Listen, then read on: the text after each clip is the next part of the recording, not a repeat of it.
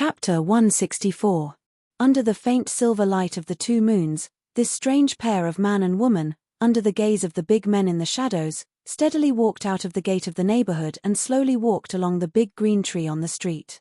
If you are a good person, then in your eyes, I'm definitely not a good person. Zhu Yu's tone became harsh again, just like the unruly girl from before. Maybe it was because she was being watched by her family again, which made her a little unhappy. Fortunately, there was a hint of self-mockery in her harsh tone, so Shula just frowned. Do you want to go back? Zhu Yu was not a girl who was used to thinking about other people, but maybe it was the chicken soup from the past 10 days that worked. She looked at Shula, who was silent, and took the initiative to ask. Shula glanced at the shadows behind the tree from the corner of his eyes.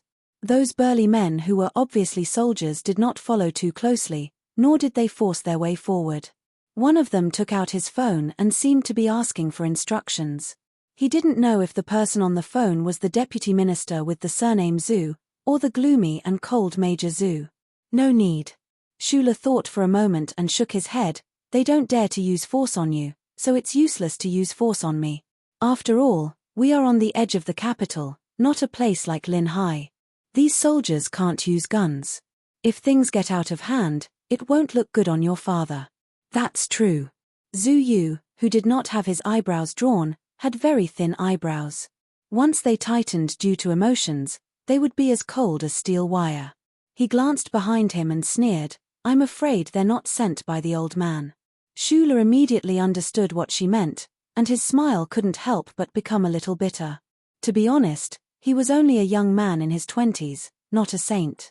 Because of a woman that he was not familiar with, and even hated, he got into so much trouble. He couldn't help but think twice.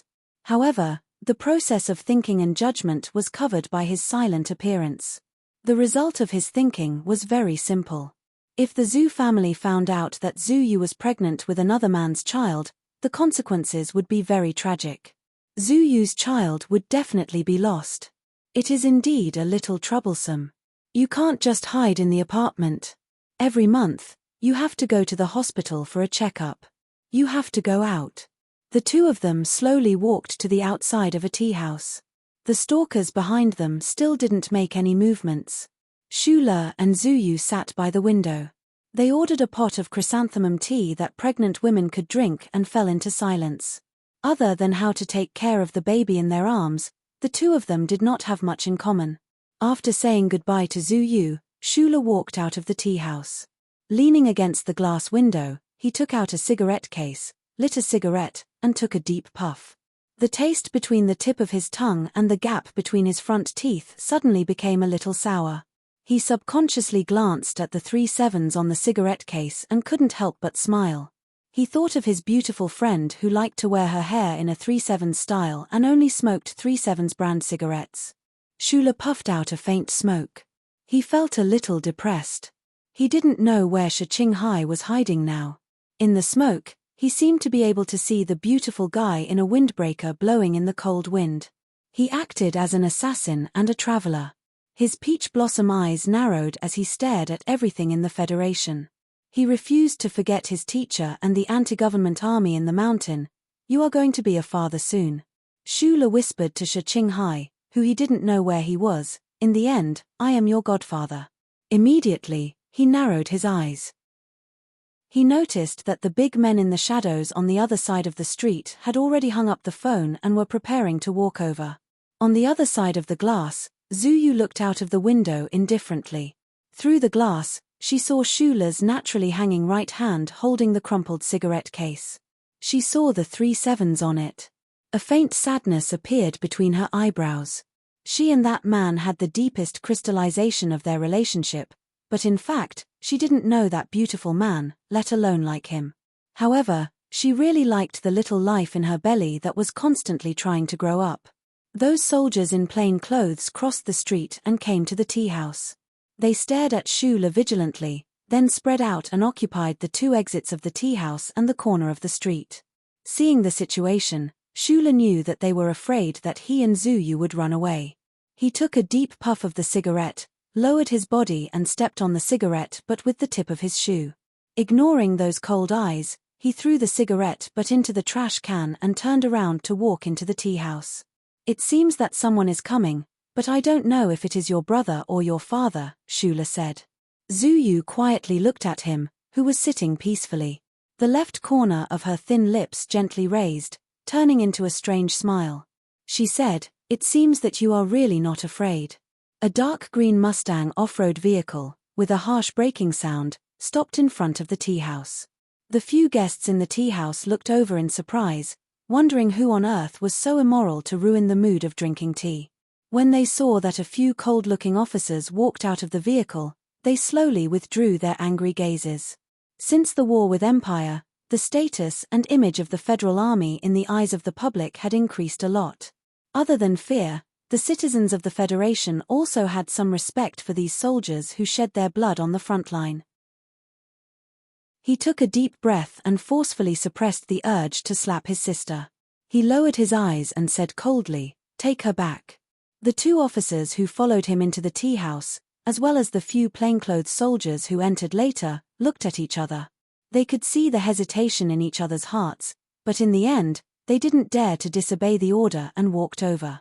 Shula sat outside of Zhu Yu. If these soldiers wanted to take Zhu Yu away, they would have to go through him. These soldiers didn't know his identity, so they turned around and looked at Zhu Yu for instructions. Zhu Yu's calmness at this time was completely forced out. His heart was already filled with endless rage. He stared at his sister, and when he noticed the gazes of his subordinates, his expression turned cold. "Tie him up first." The intelligence clearly stated that Zhu Yu had been living in this young man's apartment for the past few days. Although they didn't know the young man's name, he presumably had something to do with the child in Zhu Yu's stomach. In Zhu Yu's eyes, if there were no accidents, this young man was equivalent to a dead man. But before he died, he had to at least explain some things clearly. Chapter 165. A soldier's duty was to obey orders. Although the officer was shocked by the power coming from the palm of the young man in front of him, he still continued his actions. Behind him, another person followed him and pounced forward. The sound of the wind followed the movements and drifted through the air. It was like a tiger and a wolf hunting a rabbit in front of it. The expressions of the few customers in the tea house immediately changed, thinking that the kid was probably going to suffer a great loss. The present Shula, after that coma, had successfully digested the mysterious power in his body. He could control it at the most minute level. The 10 movements Uncle Feng Yu had taught him had long become instinctive to his body. Each small movement that had been broken down may not have had any rules, but in actual battle, it appeared particularly accurate and valiant. It was still the same saying. When it came to fighting, there were probably not many people in the entire Federation who were his match. No more accidents happened. He advanced, his shoulders bent, and with a few muffled pops, Shula's feet were slightly apart. His right hand hung in the air, and his feet seemed to be rooted to the ground. The 2 officers from the Internal Affairs Department of the 3rd Military Region were sent flying with a muffled groan. One of them was hit hard in the chest, and his collarbone hurt. The other was viciously stepped on, and his knee was slightly deformed. That kind of pain, with a trace of soreness, invaded their well-trained and resilient bodies. It made their muscles begin to tremble, and they were unable to make any response or the next step. The officer who made the first move didn't even see clearly how Shula attacked. He only knew that in that instant, it was as if there were dozens of iron hammers smashing towards him from an unbelievable direction. It was so overwhelming and so irresistible. Although he blocked a few punches with his arms, he was still smashed until his body ached and his tongue tasted sweet. The officer wiped the blood at the corner of his lips and stared with a shocked gaze at Shula in front of him. He knew that the other party had held back earlier. If he had chosen a more vital area, he would probably be on the ground earlier. Shula was someone who liked to fight, and get jealous. Moreover, this involved Zhu Yu and the child in her womb. There was no wind or jealousy, and this was not a problem that could be solved by fighting. His attacks were extremely measured. He pulled back his fists and protected Zhu Yu. Looking at Zhu Yu, he said, "This is Wangju, not the 3rd Military Region, and not Linhai. You have to think about your father." It was only at this moment that Zhu Yu saw Shula's face clearly for the first time. He easily recognized who this ordinary face belonged to. Although he had only met Shula once, the humiliation the Zhu family siblings suffered that night, as well as Hook's crippling afterward, and that phone call from Tai Jiyuan made him remember Shula very deeply. At this moment, Zhu Yu felt that the subordinates he had sent to find his sister were all trash. They only knew that the person living in the apartment was a young man, but they didn't know this young man's true identity. It's actually him. At this moment, Zhu Yu's expression changed countless times. Who knew how many thoughts turned in his mind and how many strange guesses he came up with? But more than that, he was shocked and confused. He didn't understand why the guy that the young master of the Tai family favored would be together with his sister. A man and a woman alone for more than 10 days and nights, and his sister was pregnant. His gaze followed Shula's open arms and moved slightly. Zhu Yu discovered that Shula's palm, intentionally or not, was placed horizontally in front of Zhu Yu, especially in front of her slightly bulging belly. This cold-hearted major of the Federation had no choice but to twist his thoughts in the direction of those crappy and melodramatic romance dramas. Brothers, women, heartbreak, madness, alcohol, consolation, mistakes, that secret knot in the pregnancy, that mysterious third party. Shula's action of subconsciously protecting Zhu Yu's belly fell into Zhu Yu's eyes. It made him weave a rather complicated and rather vulgar story in his mind. And the more he thought about it, the more he felt that this was probably the truth. The problem was that this so-called truth was too shocking and unacceptable. It made him and the family he represented feel humiliated.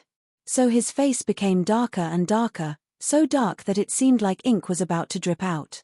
He looked at Shula with eyes that grew colder and colder, so cold that it seemed like ice was about to form.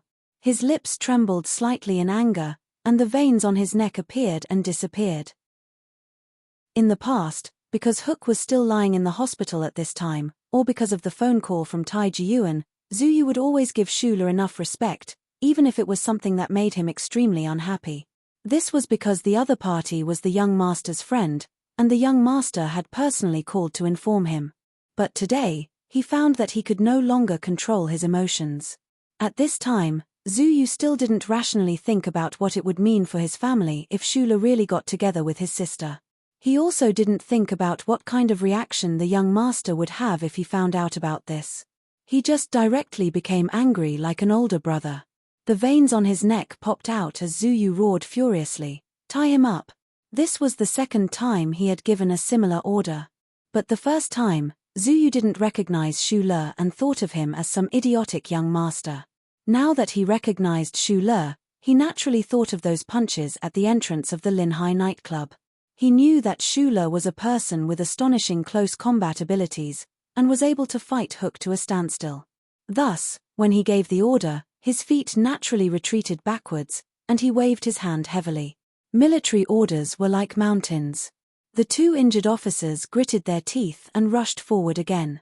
Meanwhile, the several plainclothes soldiers who had been silently standing behind Zhu Yu also rushed over at the same time. Shula lowered his head slightly, raised his fists, and stood on tiptoe. He tilted his head back at a 12-degree angle toward the fist coming straight at his face. The tip of his foot moved, and he slid over like a fish, smashing his elbow viciously into one of the people's abdomen.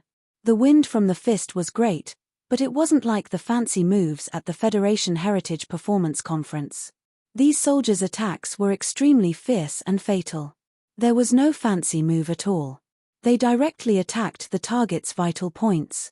A stomp of foot, a knee strike, and a reverse elbow strike all appeared full of killing intent.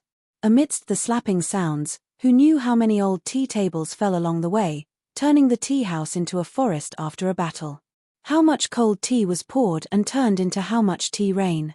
However, when the crowd in the tea house rushed over with cries of alarm, and the occasional spurt of blood dyed the place red, whether it was the forest or the rain, it all appeared dangerous and ruthless. The battle ended in an extremely short amount of time. On the four sides of the tea house were 5 or 6 soldiers in and out of uniform. These extremely tough men had cold sweat pouring down their foreheads. They tried to stand up and continue to carry out their orders, but some of their joints were already seriously damaged, and they couldn't exert any strength at all. Shula extended his thumb and wiped away the trace of blood flowing down from his nostrils. However, he didn't wipe it clean and left it on the skin above his lips. Coupled with the painful expressions of the heroes of the army, he looked particularly valiant and terrifying at this moment.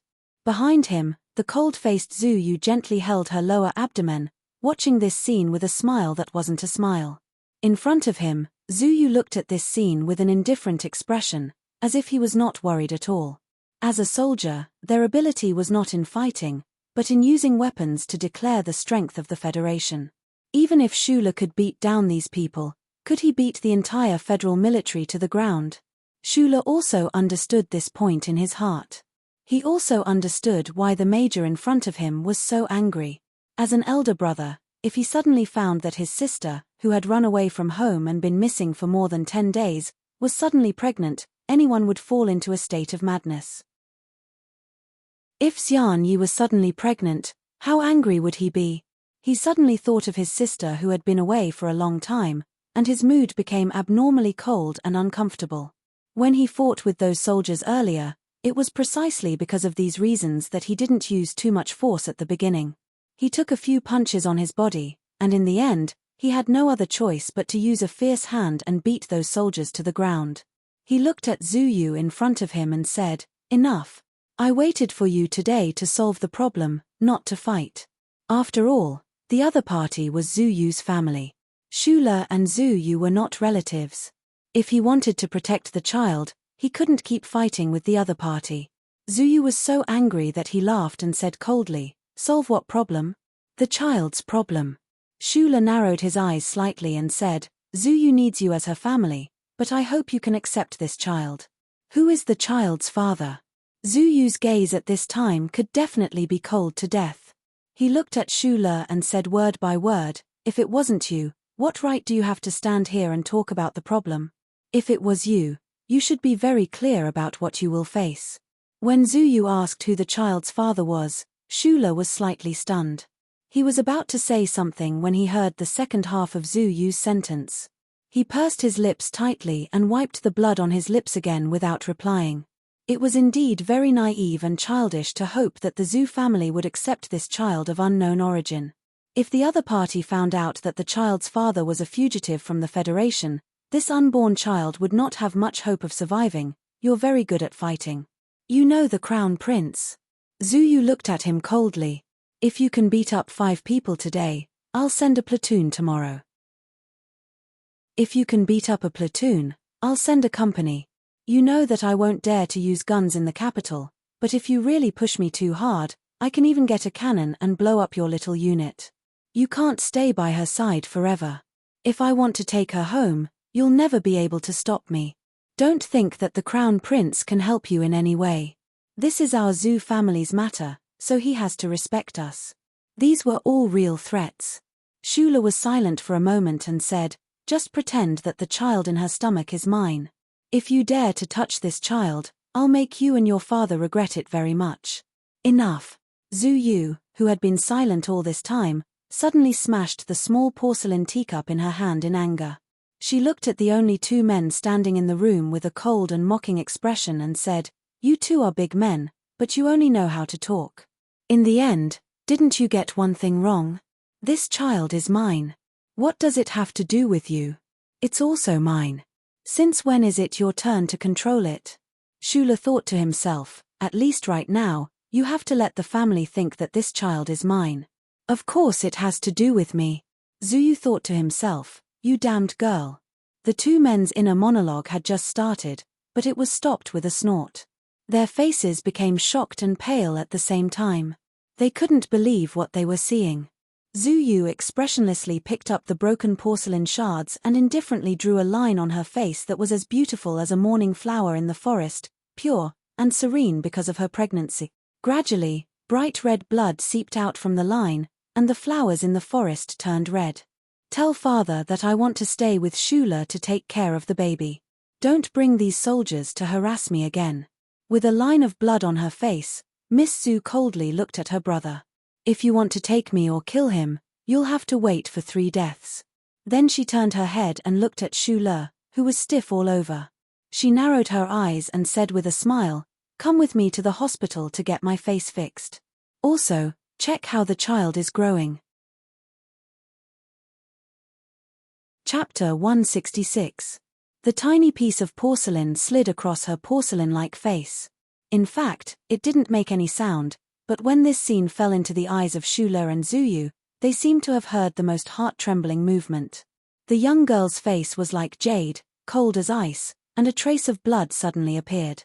There was no woman who didn't care about her appearance. Although the wound under her ear couldn't be considered disfigurement, the meaning behind it successfully shocked everyone present.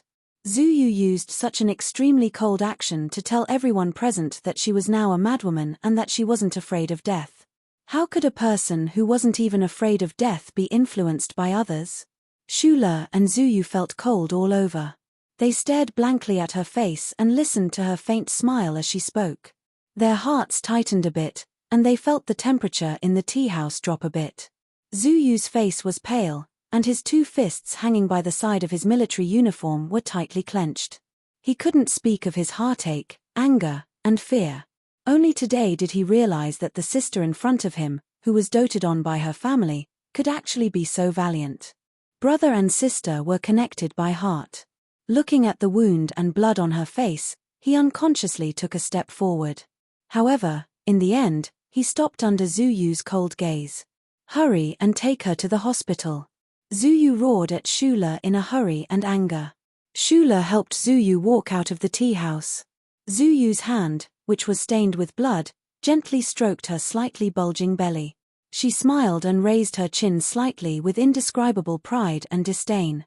The soldiers who had been knocked to the ground in the tea house finally stood up with difficulty. They frowned and looked at the back of the young man who disappeared through the door. Countless thoughts turned in their minds. They knew that Shula's actions were very measured, otherwise they would never be able to stand up again. Moreover, the soldiers of the Federation admired people with strong strength the most. To be able to knock down so many of them in such a short period of time, of course, he was not an ordinary person. They suddenly thought that if the young miss followed such a man, it wouldn't be too bad. On the ultra-thin LED screen in the living room of the apartment, the 24-hour news was being broadcasted. The most important event of the 67th year of the constitutional calendar was, of course, the presidential election. Although the election had not yet reached its climax, the 7 presidential candidates had already begun to seize every opportunity to appear in public.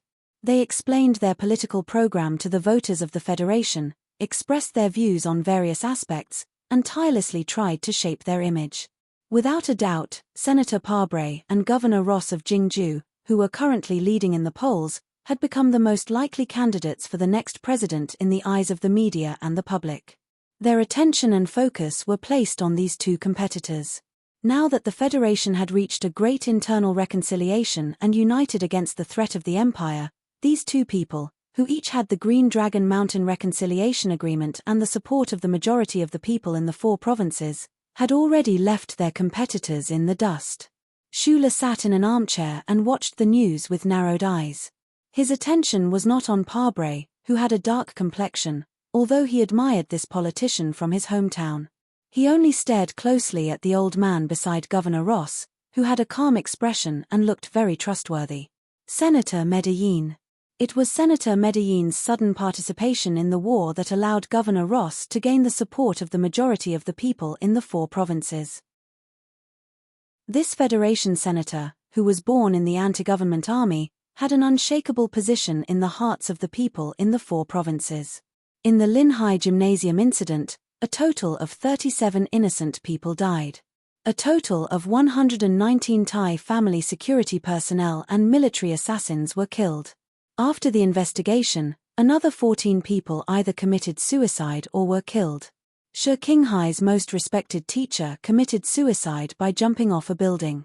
He also became a fugitive of the Federation, who could not see the light of day.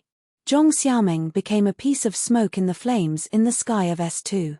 Shula silently watched the well-respected old man on the news. He kept repeating the numbers in his heart, and the pain that he would never forget. All kinds of people died. Zhong Xiaoming was dead. Shi Qinghai was missing. His woman and his child were right behind him. And the culprit behind all of this was this senator on the screen. However, in the political environment of the Federation, even if there was no indirect evidence, neither the Federation government nor the Thai family could expose Senator Medellin's hidden cruelty. If they wanted to try and carry out this task, they could only become this person's political propaganda and capital to incite the people. Moreover, within the Federation, who knew how many forces were secretly supporting this old man who could bring them the position of president? Shula's eyebrows gradually furrowed. He gradually calmed down and turned off the television. He turned his head and looked at Zhu Yu, who was lying on the sofa and was about to fall asleep. At this time, the right side of Zhu Yu's face was wrapped in snow-white gauze. Her eyes were tightly shut, and she looked exceptionally weak. But Shula finally understood why this pregnant girl, who was not yet 20 years old, always liked to wear red. It turned out that under her cold and arrogant appearance, there was a burning red heart. The word weak would never belong to her. The porcelain shard that fell on her delicate skin was not deep. After a simple treatment at the hospital, they returned home without any stitches. The emergency doctor only applied a layer of biological glue to confirm that there was no major problem. Even if there was a scar, it would not be too deep. After a few skin treatments, Zhu Yu's face would no longer have a scar. Although it was not deep, the scene was still hair-raising. When Shula saw the wound, he understood that as long as this girl in red made up her mind, she would not care about anyone's objections. She used the blood on her face to warn her family that she did not care about things like life. So Shula's mood was a little depressed. If he had known earlier, perhaps he would not have been so deeply involved in this matter. He furrowed his brows as he thought about it. The young lady in front of him was so cruel to others and to herself. Perhaps she only wanted to use the child in her womb to express her resistance to her many years of environment and betrayal to her family. She did not care who the child was. As if she felt the two calm and profound gazes, Zhu Yu's eyelashes fluttered and she woke up. She leaned against the soft sofa and looked at Shula with a complicated expression. She opened her mouth and said, "You don't seem to be in a good mood. Right now, your body does not only belong to you. What's mine is mine. I'm not your friend's rogue official's birth machine." Zhu Yu's gaze was a little angry. She was now very sensitive to hearing such words. Shula's always silent and calm attitude made her feel like she was a hen, and Shula, who had lived with her for the past few days, was like a farmer raising chickens. All he cared about was the eggs he laid. Hearing Zhu Yu's sharp and angry criticism, for some reason, Shula's heart also began to accumulate a ball of violent emotions. After a moment of silence, he slowly said, "At least, this body is not a means for you to express your attitude of betrayal." Everyone had their own sensitive spots. Zhu Yu's was sensitive to the relationship between eggs and hens. Shula's was sensitive to words like betraying his family and searching for himself. He did not like these words. In fact, he was pained by these words. In his short 20 years of life, the girl he had the deepest relationship with had sacrificed herself for her ideals and died because of betrayal. Zhu Yu heard the faint bitterness and pain in Shula's words. She saw longing and sadness in Shula's eyes. She knew this young man was thinking of Zhong Xiaoming, so she closed her mouth and did not say anything more. "I am a person who is not muddle-headed when it comes to important matters." Shula suddenly defined himself. "But on many small matters, my choices seem very foolish and very naive. Including your matter. What does it have to do with me? Why do I do this? I just want the right to exist and the wrong to disappear. Perhaps it won't change anything, but at least I want to change the people around me." He stood up, looking a little lonely, and walked towards the bathroom. Those who committed murder and arson still talked with confidence and assurance. Those who were born rich did not care about their own lives. The people in the mining area lived in silence, but they forced themselves to be optimistic. There had always been a lot of unfairness in this world. Shula knew this, and he thought he had long been used to it. However, like a tree that kept swaying in the wind, his heart could not calm down. Day after day, he worked in the research institute and accompanied a pregnant woman who had nothing to do with him. He felt very powerless, as if there was nothing he could do. The situation changed the next day. When the black car without a logo drove into the first military academy, it went through several layers of chip scanning and authorization verification before it once again entered the familiar and empty laboratory. Shula stood in front of the table in a daze, looking at the row of characters reflecting the light. Professor Shun was sick and was admitted to the Air Force General Hospital. Today, Shula was the only one left in the laboratory. He stood in front of the table blankly for more than 10 seconds. He did not see the urgent commands on the table. He no longer needed to quickly extract data, calculate the data, and send it to Professor Shun like how he operated the mecha. There was no bustle, no sweat, and no soreness. There was only the slight sound of the ventilation system above the quiet laboratory. Shula was not used to it for a while. However, after being stunned for more than 10 seconds, a smile appeared on his ordinary and amiable face. Today, this laboratory belonged to him. His slender and steady fingers moved across the large holographic screen on the table and sent several commands to the central control computer in the laboratory. The ventilation system of the laboratory was adjusted to level 3. The utility hatch, which had been closed for a long time, opened. The self-cleaning machine began to drive out and began to clean. A few days ago, he had already prepared the materials for repair.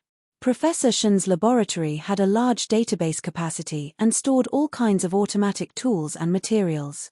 Although he did not know why these things were needed for purely theoretical research, Shula knew that he needed them very much. He had not held a metal tool for a long time. The heavy feeling made Shula feel close to it. It only took him more than 10 minutes to repair the large dust removal equipment at the back of the laboratory.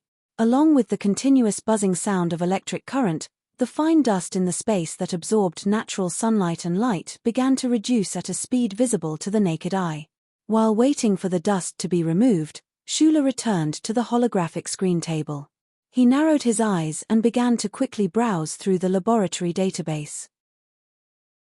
With the foundation of these 10 days of work, his familiarity with the database had reached an astonishing level. There were a total of 21 index trees, and he only opened 6 of them before he found what he was looking for. The transmission of bioelectric current in the B-type material data line. The interaction system between the microchip and the human neuron. Shula looked at the titles of the 2 folders and his eyes suddenly lit up. What he was most concerned about was the mysterious power in his body and the identity chip behind his neck. In front of him were 2 pieces of information that had been forgotten by the scientists of the Federation. For him, they were like 2 giant pieces of cake. After quickly skimming through the titles of the 2 folders, Shula closed his eyes and sorted out the information in his mind. Finally, he opened his eyes and sighed softly. Regarding the technology of microchips, the Research Institute of the Nutshell Mobility Company certainly had some achievements.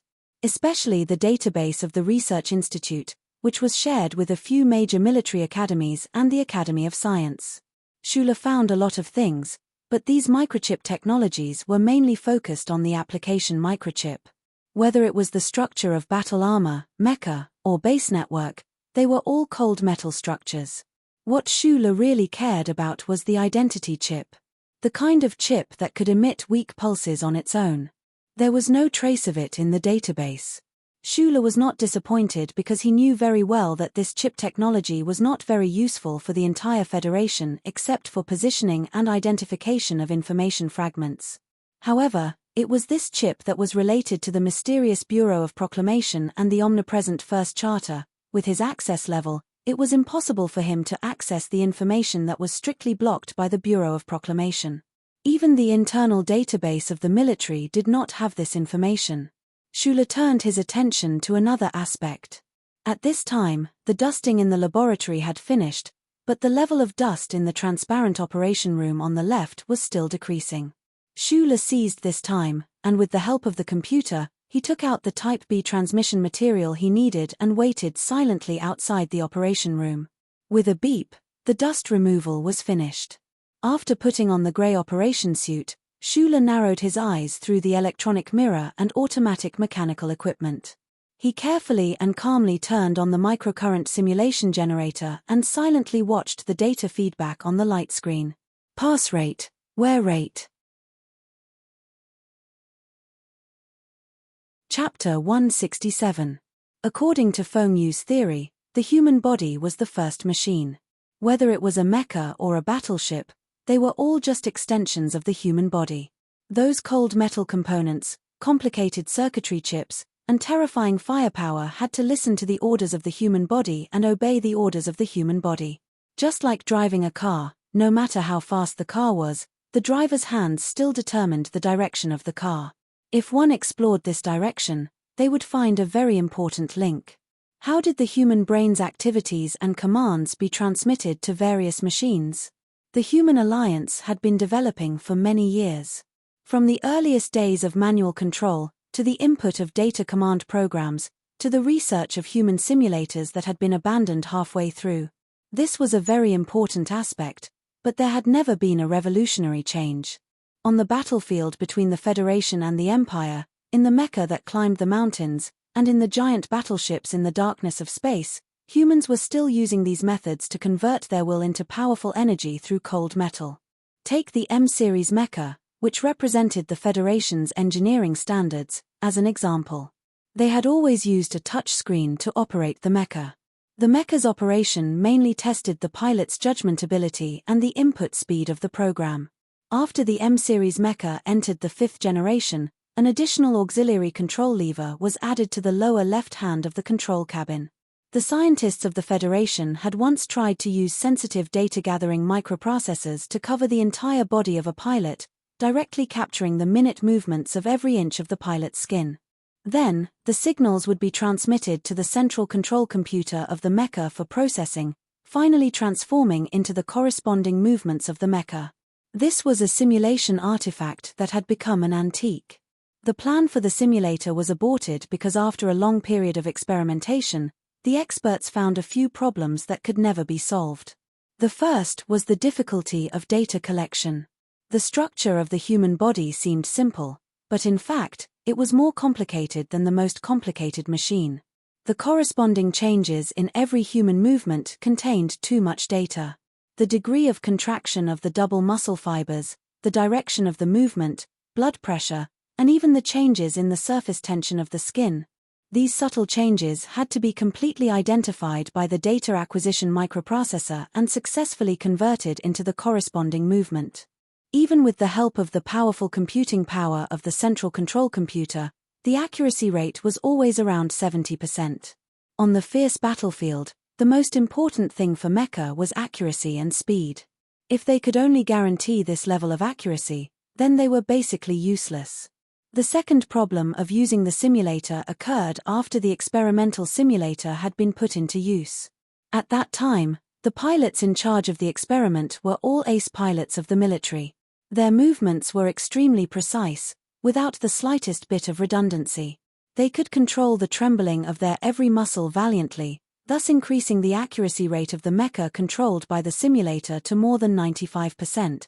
But when they actually entered the actual combat practice, in less than 10 minutes, all the ace pilots had fainted from exhaustion. After that, they found that using the simulator to control the mecha required, on one hand, to ensure the accuracy and precision of the movements, on the other hand, to continuously perform the movements, which was really too taxing on the human body. Once these pilots entered the mecha and wanted the mecha to completely simulate their movements, they had to ensure that every inch of their skin and every muscle in their body was in a state of constant movement at all times. Before the experiment, the researchers had never paid attention to this problem because everyone had fallen into a misconception. They thought that the ace pilots of the military could endure extremely terrifying training, so naturally, this kind of taxing was nothing to them. However, the results of the experiment proved that if a pilot was asked to run 10 kilometers without a problem, but if he was asked to sit in a chair and constantly tighten his leg muscles, relax them, and tighten them again without actually running, after repeating this dozens of times, the accumulation of lactic acid in the muscle fibers would reach a very frightening level. This kind of load was not something that a normal person could bear. Before the simulator project was aborted, in fact, the military had secretly tried a more advanced control method, which was to capture the pilot's brainwaves and then analyze them through a computer to directly control the mecha. Unfortunately, This seemingly feasible plan failed miserably in the end. This was because the scholars discovered that they had once again underestimated the complexity of the human body, especially the complexity of the brain. The brainwave signals released by the human brain were too chaotic, and the effective information fragments could only account for 1% of the signal at most. If they wanted to successfully capture the effective information in the brainwaves, they would need a more powerful brainwave filter. However, after paying the price of more than 10 pilots' deaths or idiocy, there was no possibility of continuing this plan. Schuler silently stared at the continuous feedback of the data on the monitor screen. From time to time, he would jot down some key values on a piece of white paper beside him. A few hours had passed silently, and he had also been observing the state of transmission of the simulated bioelectric current in the B-section material for a few hours. While waiting for the data to come back, he would think of some things. In the Husk Institute's internal forum, he had once seen a post in the gossip section. The post said in a mysterious tone that the reason why the use of brainwaves to directly control mecha had failed was because the Bureau of Proclamation was unwilling to release the chip technology. At the end of the post, the author, who was obviously a high-ranking researcher of the Federation, lamented that within a few thousand years, there would be no other way for humans to use machines. They could only use the extremely unaesthetic manual operation. While reading the post, Schuler remained silent. This was because he had once seen a very strange method of control, one that did not belong to any currently known method. That was 1.5 years ago in the suburbs of Hushi region. He had been hiding in a large tree and had seen with his own eyes Uncle Fengyu, standing outside the mecha, but with those 10 trembling fingers, he had successfully seized control of the M52 mecha from the central control computer of the mecha. That scene had always been in his mind, never fading away. Afterwards, when he carefully recalled that scene, Schuler's attention remained on those trembling fingers. This was because within his own body, there was also this kind of trembling, surging, gushing power. Schuler needed to consider the existence of such a massive existence as a battleship. However, he had always been thinking, could it be that one day, he could also be like Uncle Fengyu, transferring that surge of power within his body into the cold metallic electrical elements? Like a stream of data, successfully controlling those unconscious component weapons? This was an extremely daring, even preposterous idea. The human body was made of flesh and blood. How could it possibly produce a stream of data that machines could identify? However, Schuler was increasingly convinced of this possibility, especially after he had fainted. The mysterious power within his body had already merged with his body, and his life had once again taken a fork in the road. Uncle Fengyu had once done it, and Schuler was currently researching and exploring it. If he could also succeed, this would definitely be a fundamental change in the way humans controlled machines. The temperature in the laboratory was extremely suitable, and the temperature and humidity in the dustless operation room were maintained at an extremely strict level. Schuler had been fully focused on his experiments for several hours, but there was still not a single drop of sweat on his forehead. The results of the experiments were not out of Schuler's expectations. The transmission of the simulated biological current within the wires was not too different from normal current. However, because the current itself was too weak, the loss rate appeared to be too high. Meanwhile, the B-type material wire was already the material with the lowest loss rate that could be found in the database. The problem before him was that the situation Schuler had envisioned using the microcurrent of the human body to control a mecha, or rather to control the chipset of a mecha, did not seem to have the slightest chance of success from these experiments. The weak current generated by the simulated current generator was already extremely similar to the spontaneous biological current of the human body. There should not be a problem with these materials, but the data collector at the end of the wire was unusually cold and firm in its summary. The electron stream did not produce any strange changes. In other words, it could not carry any data. Schuler had never hoped that he would be able to solve his biggest question in just one day's time and allow the mysterious power within his body to obtain the greatest benefits. He had even mentally prepared himself that perhaps he would never be able to come into contact with that magical world in this lifetime. Using the human body to directly control a mecha seemed to be a very simple proposition, but it was an extremely crazy idea. Schuler would not be discouraged by this temporary setback at all. In fact, he did not even see these experiment results as a setback at all. Schuler took off his goggles. His eyes that were exposed outside the mask were slightly tired. He opened the transparent door of the operation room, walked in front of the holographic screen table, and began to quickly browse through the data in the database again. Then, he fell into deep thought as he looked at a piece of historical data. Those previous experiments were just an attempt to confirm the doubts in his heart. Although he had failed, it made him even more determined to temporarily give up that crazy idea and switch to the idea of researching the antique simulation system, especially after seeing the research report on the flaws of the simulation system. He could not use the trembling in his body, for now. He would temporarily treat it as bioelectricity to control a mecha. However, with his powerful mysterious power, he seemed to be able to use the simulation system that the Federation scientists and military experts had already sentenced to death to directly control a mecha. In those mecha tests in Area H1, when he had fought against Ju Yu's silver mecha, although Schuler had only used the antique simulation system in that final instant and had only been able to make a move for less than half a second, he had still succeeded. Unlike those ace mecha pilots who had conducted the experiments back then, when Schuler used the simulation system, the commands transmitted were transmitted through the trembling power within his body. The fine control of that power was far beyond the precision of human control over their own muscles. Furthermore, Schuler would not be like those predecessors who had collapsed from exhaustion due to exhaustion. This was because he used his mind to mobilize that mysterious power, not his nerves. Other than the fact that his stomach would become extremely hungry after using this power, there were no other problems. The fewer links there were to transmit commands between the human body and the mecha, the less exhaustion there would be, and the faster the mecha would be able to carry out the human's intentions. Schuler, who could use the simulation system, undoubtedly had the potential to surpass the current level of machine control in the Federation and the Empire. Chapter 168. Schuler rubbed his eyes lightly and put in some eye drops. Ever since he was young, his goal was to become a top mech mechanic in the Federation, so he was especially protective of his eyes and hands. This had already become an instinct of his. When he stepped out of the laboratory door, the sun was already high up in the sky. It shone through the transparent heat shield of the dome of the research institute and fell on the people inside. Only then did he remember that it was time for lunch. In the long metallic corridor, people wearing all kinds of work clothes walked silently. There was very little communication between the staff of the research institute, and very little chatting. They seemed to be used to dividing themselves into groups according to their research groups and staying in their own laboratories to conduct research, like a nest of guinea pigs that were unwilling to come out of their holes.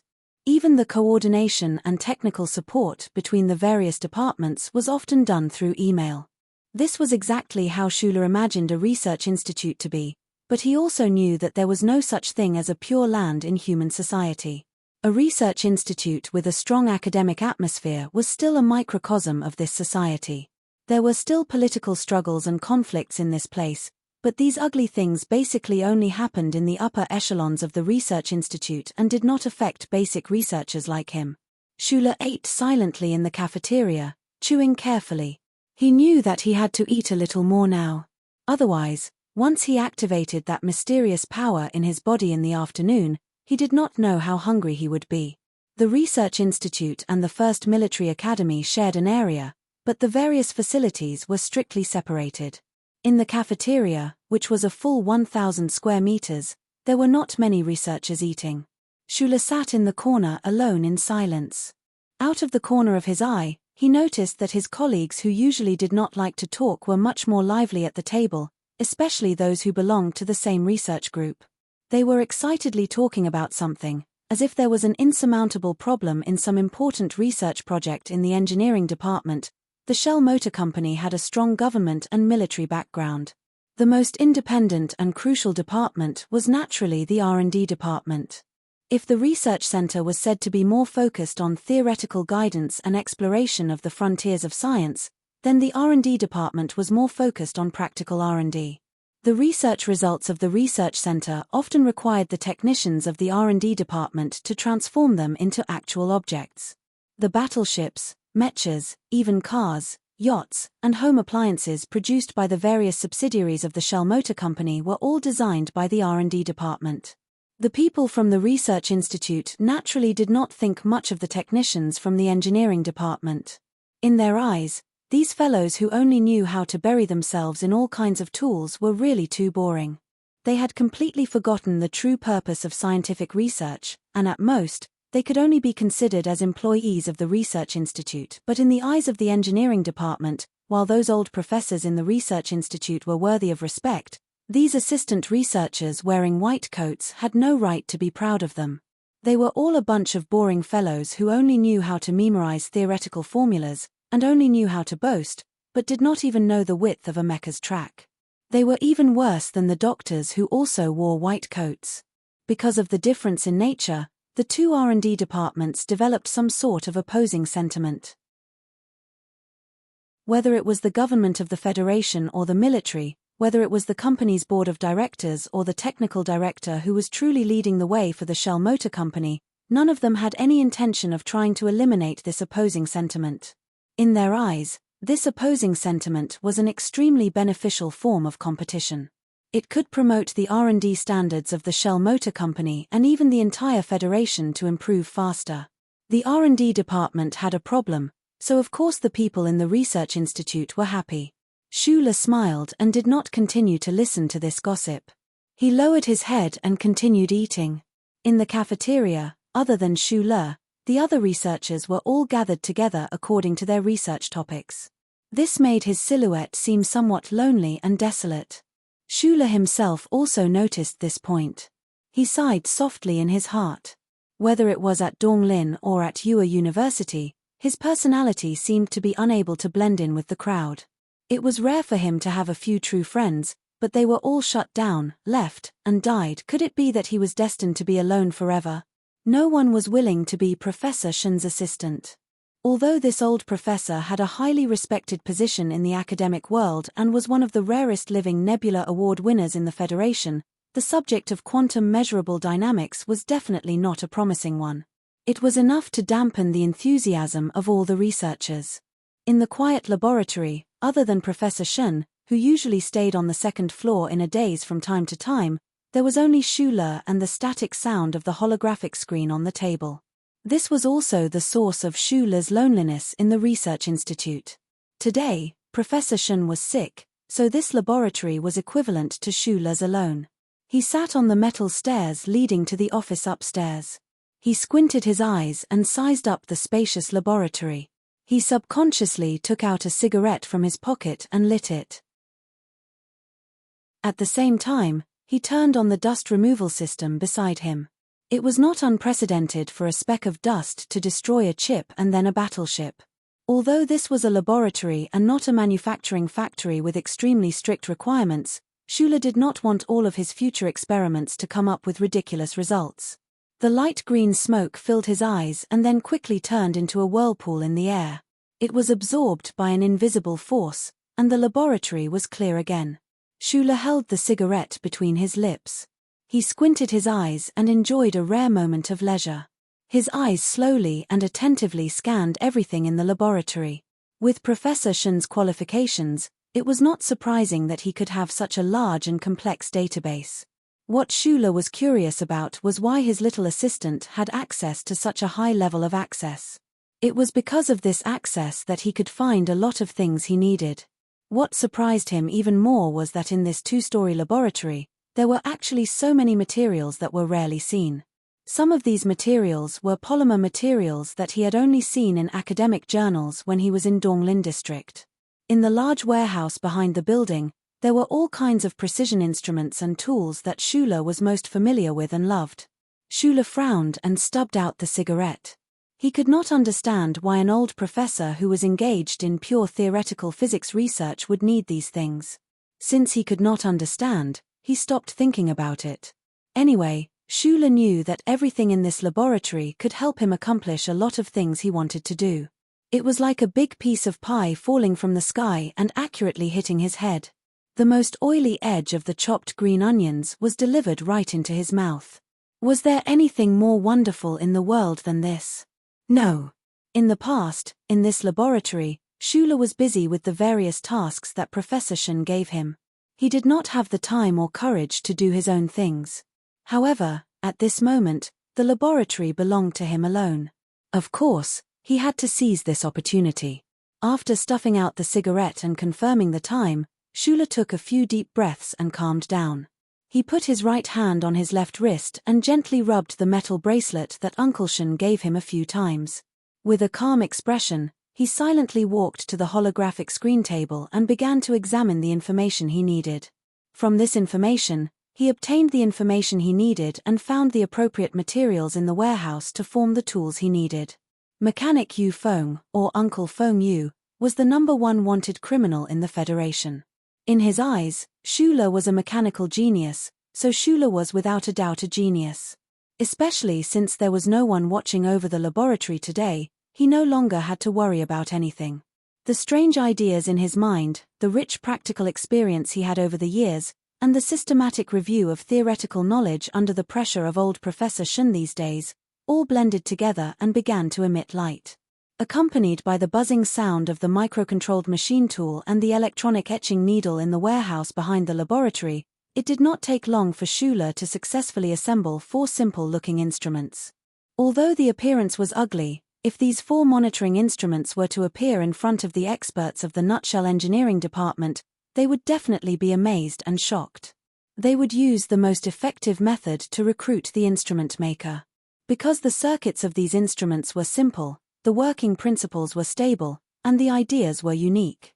They had completely exceeded the conventional thinking of the average engineer. To put it simply, only a genius or an idiot's design, coupled with the creation of a top-notch engineering expert, could achieve such an effect.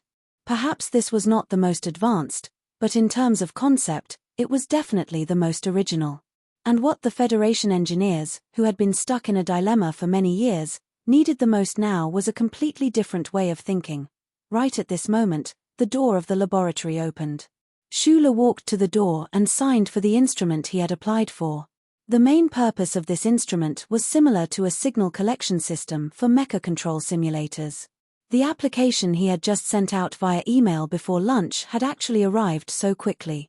Only now did he truly understand that as long as he had the authority given to him by Professor Shen, at least a large portion of the Shell Motor Company's resources would be open to him. This was really an endless mountain of treasures. He did not immediately begin to test the strange power in his body. Instead, he first turned off the automatic recording program in the central control computer in the laboratory. Then, he narrowed his eyes and examined every corner of this spacious laboratory. In the end, he still felt uneasy. After a moment of hesitation, he fished out a palm-sized instrument from the pocket of his coat on the chair and lightly pressed a button. With the movement of Schuler's fingers, a faint blue light was emitted from the small tool. It was like the stars in the distant universe, without a trace of shaking. It calmly and solemnly enveloped his body, and gradually expanded until it enveloped the entire interior space of the laboratory. In the bracelet that Uncle Feng Yu had left him, there were no impressive blueprints, but there was an assembly diagram of the chip circuit of this small instrument. Until today, Schuler still did not know what principle this small instrument, which could temporarily isolate the glory of the Charter and cause the multilayered electronic surveillance network of the Federation to fail, worked according to. However, this did not stop him from replicating such a tool a long time ago. As early as when he had been undergoing mecha training in Ua University's H1 area, Schuler had already made preparations for this. The isolation provided by the faint blue glow did not last long. Schuler did not immerse himself in his memories. Instead, he entered the operation room as quickly as possible and connected the 4 assembled instruments to the surface of his skin through a data cable. Finally, he connected the cable to the signal collector for the simulator he had just applied for. In the spacious and quiet laboratory, only the sound of electronic particles from the ventilation system and the dust removal system could be heard. In the transparent operation room, Schuler, who was enveloped in a blue glow, closed his eyes. Then, his body began to tremble slightly.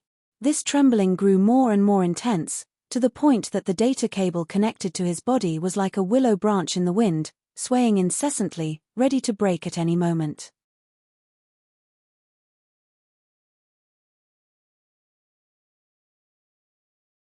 If the Federation Research Department wanted to modify the original system now, they would already be missing a large portion of the engineering support.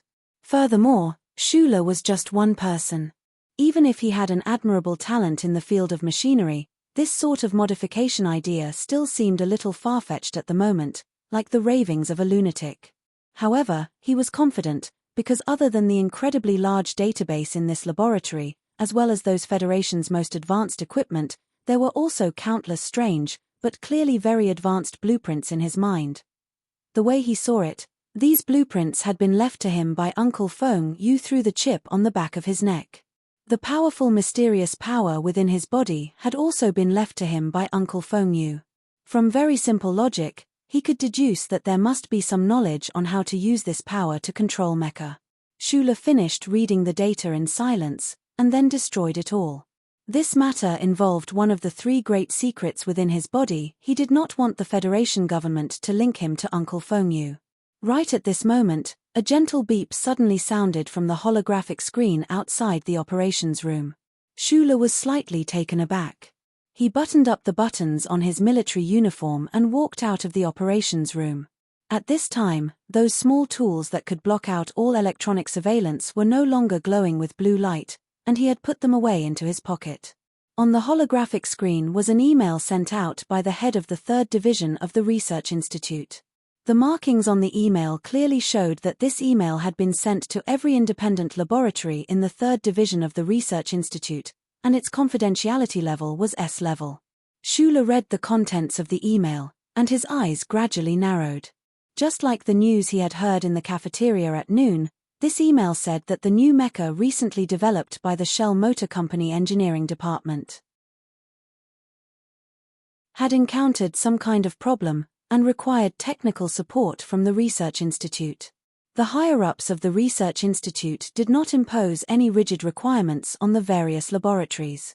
They only listed a few problems that the engineering department had encountered in the email, and hoped that the researchers in the various laboratories would be able to provide some feasible ideas.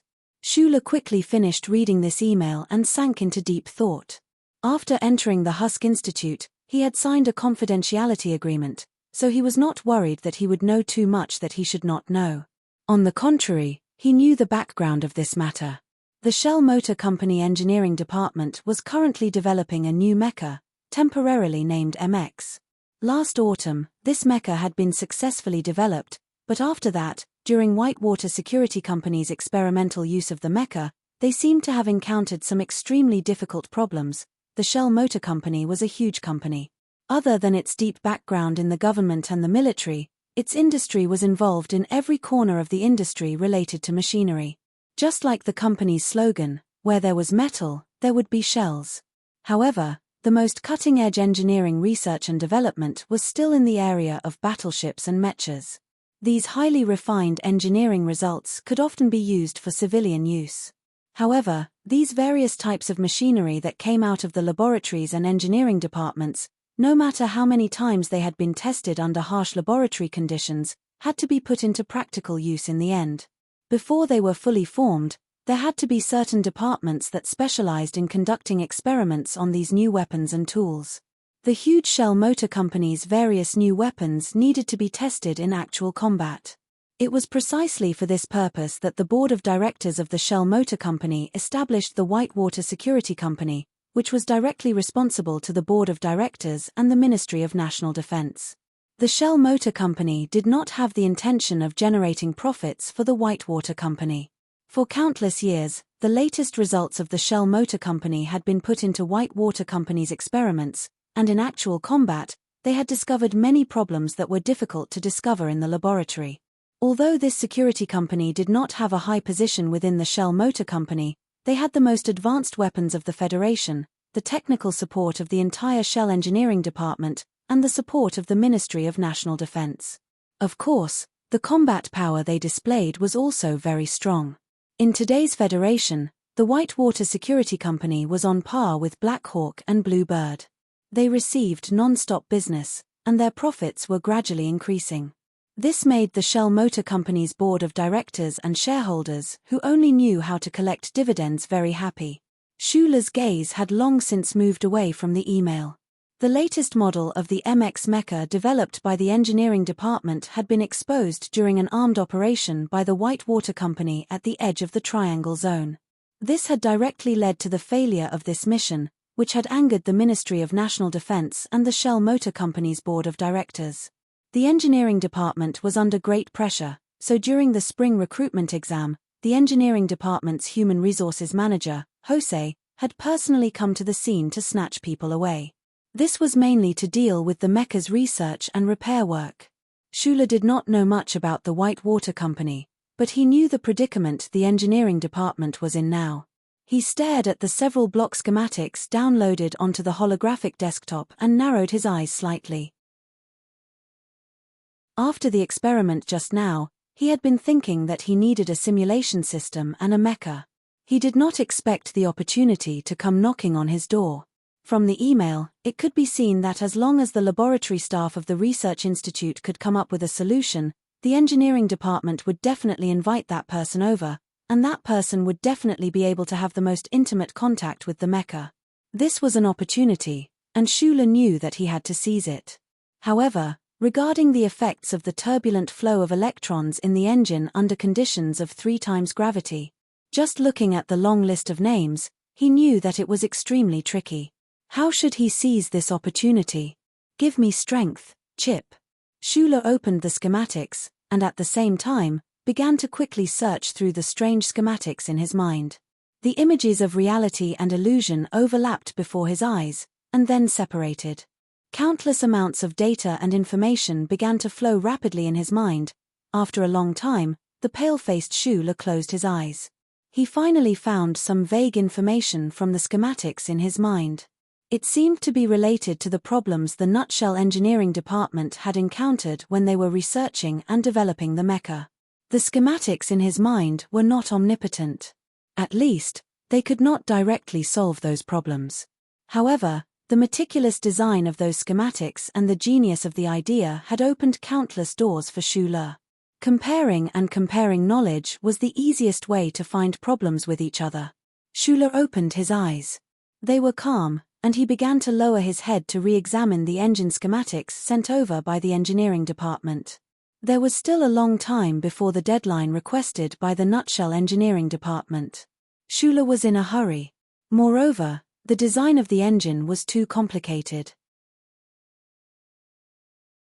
He did not have the confidence that he could solve this problem in one go just by relying on the strange schematics in his mind, especially regarding the turbulent flow of electrons.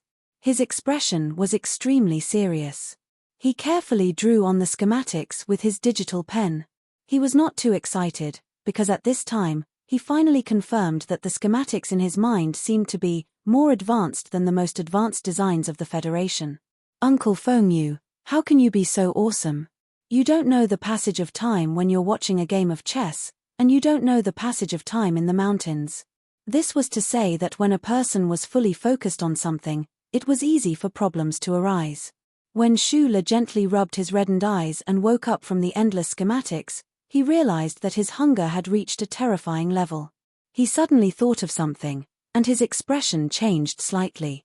He packed up everything in the laboratory and rushed out of the research institute as fast as he could. Just as he stepped out of the door, he was stunned to see Zhu Yu.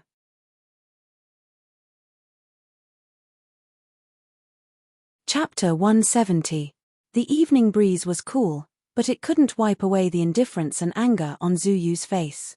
This unmarried mother was wearing a light floral dress with a pink shawl draped over her exposed shoulders. Under Schuler's instructions these days, Zhu Yu seemed to be used to thinking about things as a mother, and she protected her body very well. Zhu Yu's tone was still a little condescending, which was the kind of arrogance that Schuler found hard to accept. However, looking at the snow-white gauze on her cheek, Schuler was silent for a while, and the little bit of unhappiness in his mood disappeared with the wind. He said with a smile, "It's 9:30. Hearing his answer, Zhu Yu, who had been accumulating anger for several hours, was stunned. Her delicate eyebrows slightly furrowed, and she said impatiently, "Why aren't you going to eat yet?" Schuler was slightly surprised. He took the bag in her hand, turned sideways, and asked, "You didn't eat at home?" The eldest daughter of the Zhu family lowered her head, showing a trace of shyness, and whispered, "I don't know how to cook." Shula's expression was calm, but in his heart, he was cursing Shi Qinghai, who had disappeared without a trace. He had a one-night stand, and in the end, he had to take care of such an idiotic pregnant woman. Last night, he took Zhu Yu to the hospital for bandaging, and at the same time, he made an appointment with the clinic for a pregnancy checkup today. Originally, Shula and Zhu Yu had agreed that he would rush home as soon as possible after work today, and then pick her up to take her to the hospital. However, he didn't expect that the laboratory would become his exclusive zone today. Those thoughts that had been hidden for a long time couldn't help but jump out. In the afternoon, he saw the email again. Shula was so immersed in the problem of the engineering department's advanced twin engines that he forgot the time for a while. Shula looked up at the sky, and saw that the 2 crescent moons had already risen from the horizon. He knew that it was very late, and the appointment with the hospital had already passed. This matter was indeed his fault. He laughed at himself, but then thought of another matter. He looked at Zhu Yu curiously and asked, "Why are you here alone?" "I'm starving at home." In the past, Zhu Yu's facial features were deep and cold, but now her eyebrows were gradually soft and delicate. It was probably the effect of pregnancy. She said coldly, "You don't care about me, of course. I have to find food. I can call for a taxi. I'm only thinking of one question. Lady Tai likes you so much to be her daughter-in-law. I always thought that after all these years, your family would at least let you practice your cooking skills." Shula carried his bag and held her arm as they walked to the parking lot. After Zhu Yu heard this, the expression on her face froze. After a moment, she sighed softly and didn't say anything. Instead, she covered her mouth with her hand and retched. Shula frowned slightly and gently patted her back. According to the information he had checked, after a month of pregnancy, the nausea would not be as strong. Why did Zhu Yu have such a strong pregnancy reaction? Zhu Yu angrily pushed his hand away. With some difficulty, she straightened up and said loudly, "I'm hungry, not nausea." As soon as she said this, Shula immediately felt guilty. Pregnant women couldn't be hungry, and at this time, he also felt that his stomach was starting to panic. In the afternoon, he used the mysterious power in his body.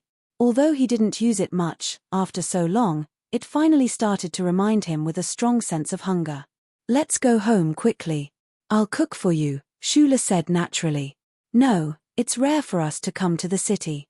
Of course, we have to eat something good." Zhu Yu replied coldly. Zhu Yu had lived in Shula's apartment in Wangju for 20 days. His identity and status were definitely not ordinary. What surprised him even more was that in the distance, under the night vision lights, there were a few protruding mountain peaks. The cliffs were white, and there was a trace of absolute beauty in the beauty.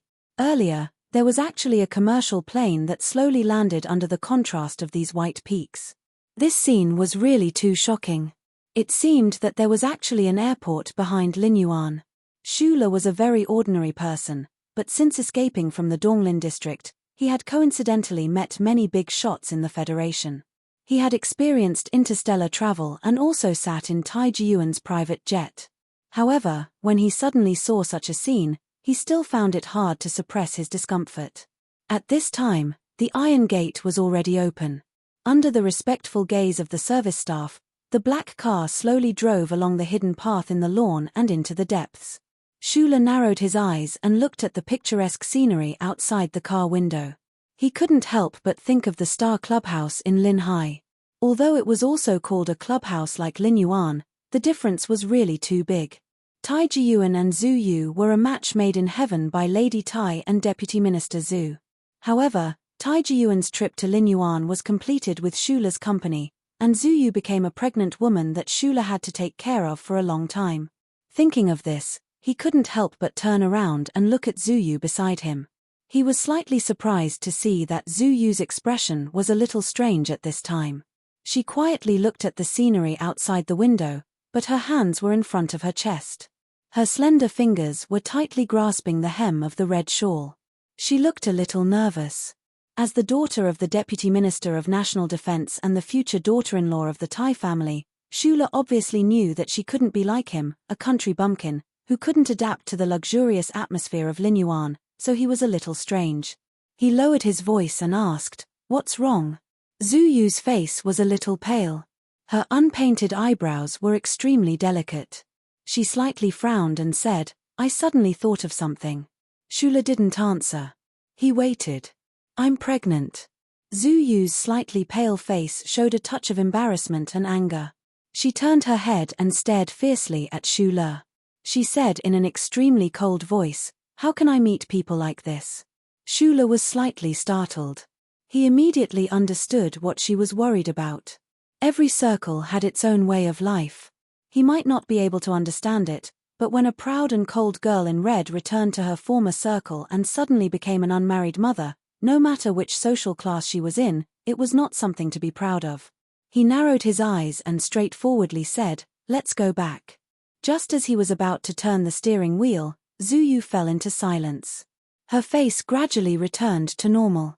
Immediately, a cold and ruthless light flashed through her eyes. She slowly said, "No need. I also understand that this matter can't be hidden from anyone forever. I just want to give birth to this child. It has nothing to do with you, and it has nothing to do with those people." Shula was silent. He didn't know why, but he suddenly found himself admiring the girl beside him more and more. Li Nguyen's hall was extremely spacious. The brightness of the lights in the hall was controlled very well. The diners could just look through the transparent floor-to-ceiling glass and admire the dreamlike scenery of mountains and rivers that was illuminated by the lights for who knows how many kilometers behind Linyuan. Through the glass, Shula looked at the lake and the white cliff on the other side of the lake. He sighed in his heart. Just the large searchlights that illuminated the mountain peaks cost a lot of money every night. That tycoon surnamed Lin was rich and overbearing, but he also had some guts in his heart. Zhu Yu stubbornly and proudly chose the most conspicuous seat in the hall. She silently sat across from Shula and elegantly and calmly took small bites of the exquisite food. The Tai family was definitely the most mysterious family in the Federation. However, Zhu Yu, who was used to wearing red, wouldn't deliberately keep a low profile. Especially after her father suddenly took over the position of Deputy Minister of National Defense at the end of the year, the relationship between the Zhu family and the mysterious Tai family was very clear in the eyes of some people. Those who could eat in Linyuan weren't ordinary people. They knew who the girl in red by the window was, but they didn't know who the young man in civilian military uniform sitting across from her was. At least, they weren't stupid enough to think that the young man was the crown prince of the Tai family. Therefore, they were very curious. When they saw Zhu Yu's slightly bulging stomach, they couldn't hide their shock. Fortunately, the guests who came in and out of Linyuan were all very shrewd people. They quickly wiped the shock from their faces. However, the scene was unavoidably awkward, so no one came up to greet Miss Zhu.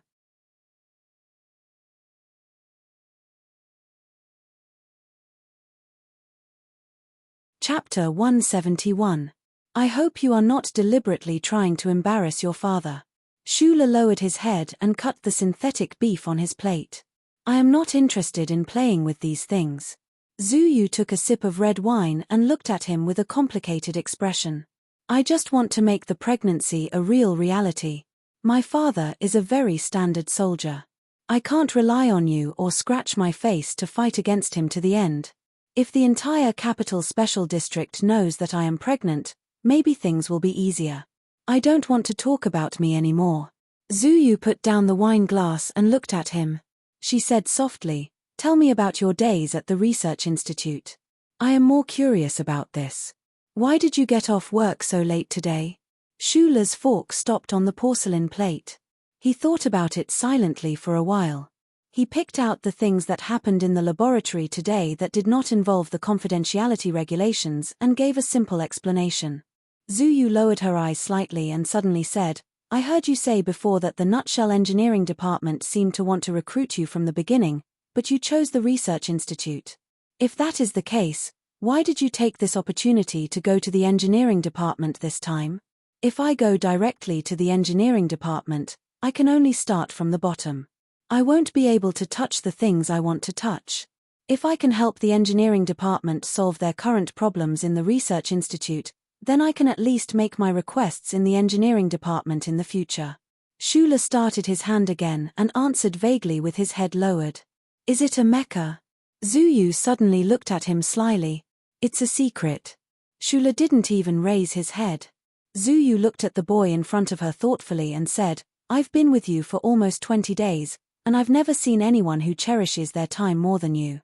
Every night after washing the dishes, you study in your room until late at night. I don't understand. What exactly are you chasing? Or perhaps, what exactly do you want to do? Don't tell me it's because you want to stand out. If it's because of these things, with your relationship with Brother Crown Prince, the Tai family can pave a golden path for you at any time. Shula's fingers stiffened. He never thought that Zuyu would ask such a direct question. After a moment of silence, he forked a piece of synthetic beef into his mouth and slowly chewed. His brows furrowed tighter and tighter. He drank a mouthful of water and raised his head to look at her seriously. The synthetic beef here is all wild beef. Shula said, I really hate the Wildlife Protection Act. I once went to the black market to buy meat. But the average citizen of the Federation can only use this method to secretly taste the meat. But this restaurant can openly sell it, and it even says on the menu that it's synthetic beef. This is your life. You take more resources, and you're always so hypocritical. Normal people will never know what methods you're using to encroach on their benefits. To be honest, I don't really understand these things, but I know you're doing it. Zuyu's expression gradually became serious. She carefully listened to Shula's rare speech. Shula glanced at the men and women in the Linyuan restaurant. They were dressed in luxurious clothes and had extraordinary auras. He said with a trace of loneliness, the people of Donglin can imagine what kind of life the people of the capital ring lead. But the people of the middle and lower levels of the Federation will never know what kind of life people like you lead. A meal here is equivalent to half a year's worth of relief given by the Federation government to the people of Donglin. But you're still eating, Zuyu said sharply. Yes, I feel like I can become one of you at any time now, and enjoy more wealth, resources, and status. Shula lightly patted the military cap on the table, shook his head, and said, You just asked me what I want to do. Actually, I just want to make myself stronger. Stronger. Zuyu did not understand this sentence, but she was very sensitive to the fact that the young man in front of her seemed to have some secrets in his heart. Why? I'm not Superman of justice, and it's impossible for me to change all the injustices in this society. But if such injustices befall me, or my family, or if I happen to see it, I really want to fight against such injustices. Shula said with a serious attitude that she had never seen before, so first, I need to have the ability to fight against such injustices. Zuyu looked at him quietly for a very long time. Ever since the conversation last night, she had developed a sense of respect for Shula. She knew that this seemingly ordinary young man in front of her had a strong will. This strength did not refer to his willpower, but to his stubbornness in his heart. People like this in the Federation were almost extinct, so she believed that what Shula said now was the truth. Perhaps, that kind of injustices has already happened. Zuyu gently touched the gauze on her face. She looked at Shula quietly and said, So you're making the best use of your time. Why do you need to make preparations? Shula was silent. He knew that he had already said too much. As for his thoughts, no one in the Federation knew. He only opened his eyes wide to see the ups and downs of this society, to strengthen himself at all costs. If this society could not give him justice, then he would find it himself. Zuyu did not pay attention to his silence. She looked at him with a strange gaze and suddenly said softly, Are you a follower of George Carlin? No, but I feel that the things he said are not wrong. You're always talking about people like us. I'm indeed not a good person, but I believe that in the class of vested interests, there will always be people who meet your moral standards. So what I'm targeting is not class, but fairness. The problem is that society is unfair to begin with. If you want to fight against this kind of unfairness, then you have to fight against society. And the power of one person will never be able to fight, unless you're that old man who lives by the lake. You're talking about the Lees of Philadelphia? Yes. Schuler smiled slightly.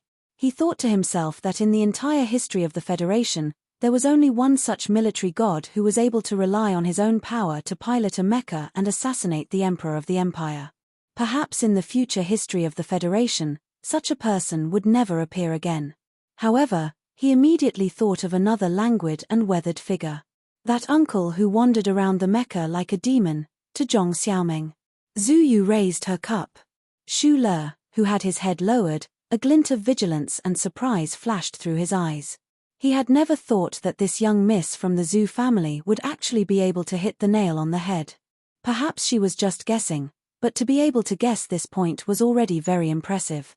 He calmed his breathing, raised the cup of clear water, and said, to Shi Qinghai. Zhu Yu's expression became somewhat unsightly. She paused for a moment, then suddenly opened her mouth to say, "Can you tell me, what kind of person is that hooligan?" Schuler was slightly taken aback. He quietly watched the trace of unerasable sadness on Zhu Yu's delicate and beautiful face. He suddenly remembered that she and Shi Qinghai had only had a one-night stand. She had no idea what kind of person Shi Qinghai was, and perhaps, in the future of her life, she would never have any sort of relationship with the father of her child. From this perspective, the present Zhu Yu was indeed worthy of pity. Schuler even thought that he had only wanted Mr. Shi to leave behind his bloodline in the Federation. Was this in itself unfair to Zhu Yu? Mr. Shi is an orphan. You must know by now that he is a spy for the anti-government forces, the most outstanding kind. As for why he became a spy for the anti-government forces, it all started from the unfairness of the Federation. His father. After a moment of silence, Schuler began to explain everything about Shi Qinghai to Zhu Yu, from his birth, to his glorious achievements in the First Military Academy, and his work in the Linhai Field Office. Perhaps he wanted to make up for something to Zhu Yu, or perhaps he wanted her to have a clearer understanding of Shi Qinghai, so that she would no longer be a blurry shadow. Schuler was not as quiet as he usually was. He began to talk non-stop, and he presented everything he knew about Shi Qinghai in full, including his little tricks, his addiction to alcohol, his amazing capacity for alcohol, and the 27 glasses of wine he sang in a melancholy voice in the middle of the night after he got drunk. He combed his hair in a 37 parting and smoked 37 brand cigarettes. When he was drunk, he liked to say, "I'm not drinking wine, I'm drinking loneliness." Schuler was immersed in his memories with Mr. Shi. He subconsciously took out a cigarette, but then he remembered that there was a pregnant woman in front of him, so he put it back in the cigarette box. Disgusting to the extreme, Zhu Yu heard Schuler's words, frowned deeply, and said softly. She definitely did not like Shi Qinghai. On the snowy night after the Double Moon Festival dance party, it was only because of her complicated emotions that she fell into the irresistible eyes of that beautiful and bewitching man. However, as she listened to Schuler's description, the man who was so beautiful that he didn't look like a normal person, who was so affectionate in bed, gradually became clear in front of her eyes. Her right hand gently stroked the bulge on her abdomen, as if she could feel the growth of that little life. Zhu Yu lowered her eyes slightly and thought to herself, "So your father is actually a guy with a pitiful background, but also a hooligan." Aside from his identity as an anti-government military spy, Shi Qinghai appeared to be very sincere in front of Schuler. The two men drank a lot. Although Mr. Shi could not get drunk, Schuler basically knew his friend's life very well, including what he did when he was young. That was why Schuler could say so much at this time. However, thinking about this, he couldn't help but feel slightly guilty. He knew Shi Qinghai's childhood and Shi Qinghai's secret, but Shi Qinghai didn't know his. There were not many VIPs eating in Linyuan restaurant. They were scattered everywhere in twos and threes, and there was a suitable distance between each table. However, eyes could ignore this distance. From the moment Schuler walked into the restaurant, he noticed that there were strange eyes around him. Although most of them looked away after a while, from time to time, he still felt that something was wrong. These eyes were all directed at Zhu Yu. Deputy Minister Zhu's daughter was pregnant, and there was a piece of gauze on her face. This made many people have countless imaginations. Schuler couldn't stop these eyes, and he was very impressed to find that Zhu Yu didn't seem to care about them. He just watched all of this with vigilance. Strangely enough, 20 days ago, Zhu Yu's abdomen was not very obvious.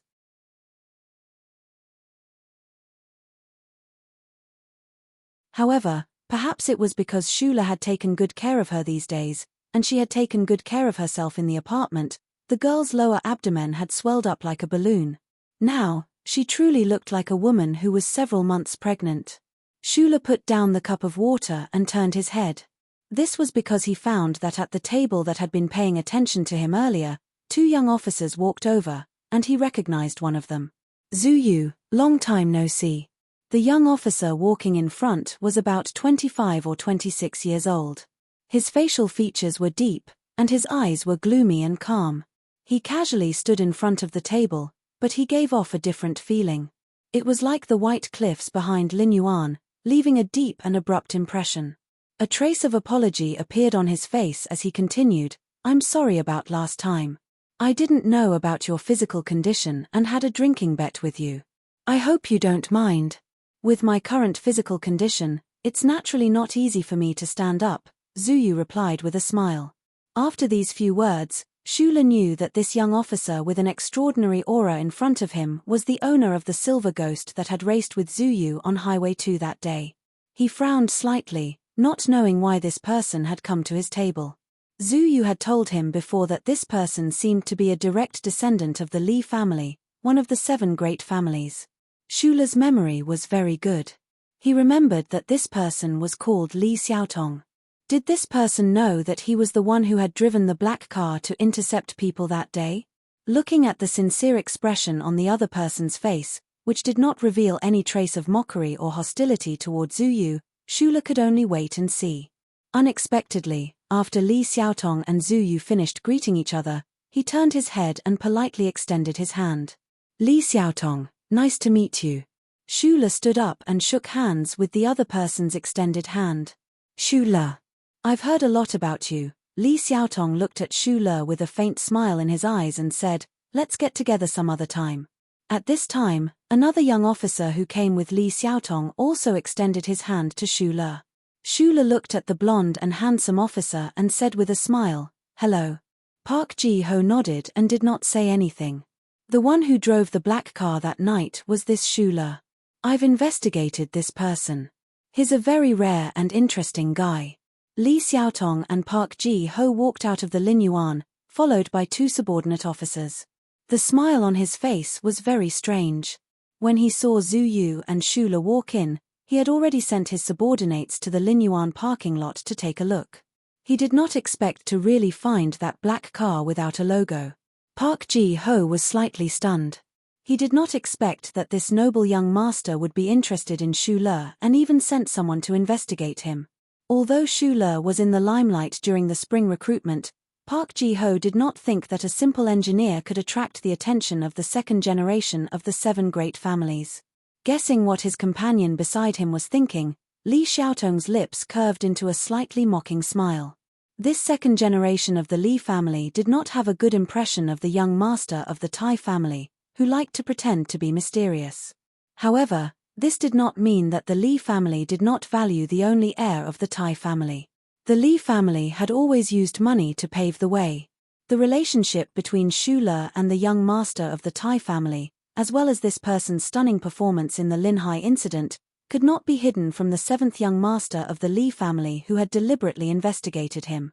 That was why he said, "I've heard so much about you." However, he did not plan to explain this to Park Ji-ho.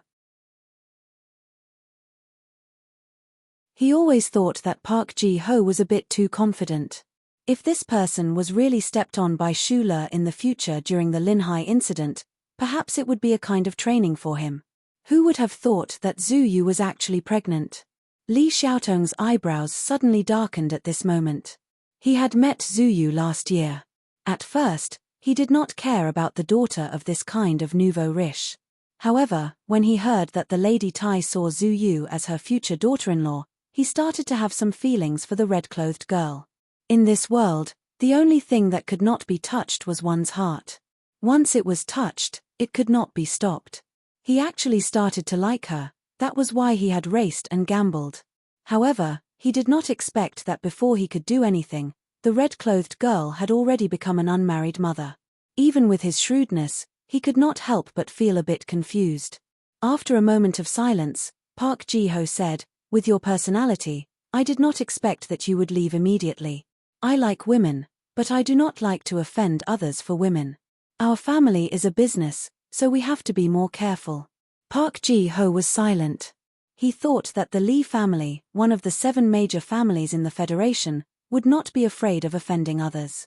As if he had guessed what he was thinking, Lee Xiaotong looked at him seriously and said, "I also want to beat that Shula up, but I don't know what kind of position he has in the eyes of the young master of the Tai family. And I always feel that this person is not simple. Since I am not willing to take the risk to step on him, maybe I will not be able to step on him in the future.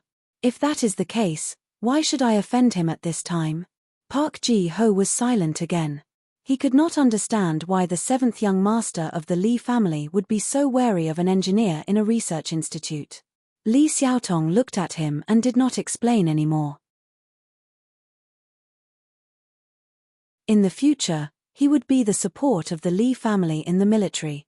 If he still could not understand why he took the initiative to be friendly, then he was equivalent to a useless person. "I am not my big brother. He seems to be a playboy, but in fact, he can be angry for a woman." Lee Xiaotong closed his eyes and began to rest. He thought that if his big brother really got together with that national idol girl, it would not do him any good in the future. The little madman of the Lee family is here. Park Ji-ho looked at the off-road car parked at the entrance of Linyuan and suddenly frowned. Lee Xiaotong did not open his eyes and shook his head. He thought that if he did not know that Madman Lee was coming, he would definitely sit at that table for a while. He wanted to see the real relationship between the young master of the Tai family, Zhu Yu, and that guy named Shu Le. At the very least, he wanted to know who the child in Zhu Yu's belly was. I can see that the young master of the Lee family was not lying. Zhu Yu's eyes lit up. She looked at Shu Le and said, "Regarding the incident in Linhai, the madam, father, and brother did not tell me the details. I only know that the situation was very dangerous, and you happened to be there. Could it be that you played a very important role in it?" Shu Le lowered his head and ate. He did not answer her. He used the power in his body in the afternoon, so he was very hungry now. The only thing that surprised him was that Lee Xiaotong was so gentle. This was completely different from the mysterious image of the 7 great families in the Federation. The 7 great families in the Federation each occupy the most important areas in the society. They are very calculative, and their main area of control is the financial industry. Zhu Yu did not care about Shu Le's silence. She gently stroked her belly and said, "In terms of wealth, no one in the Federation has more than the Lee family. I just did not expect that this young master of the Lee family also has a position in the military. What does the Zhong family in the West Woods rely on?" Shu Le suddenly asked. He had mixed feelings about the small watermelon family. On one hand, the uncle died under the main cannon of the ancient bell, but he did have a very close relationship with the small watermelon family. The military. Zhu Yu frowned and said, "The 4th military region belongs to the Zhong family in the West Woods. It has been like this since before the constitutional era. There is an old saying, the high mountains are far away from the emperor. The West Woods region is too far away from the capital ring.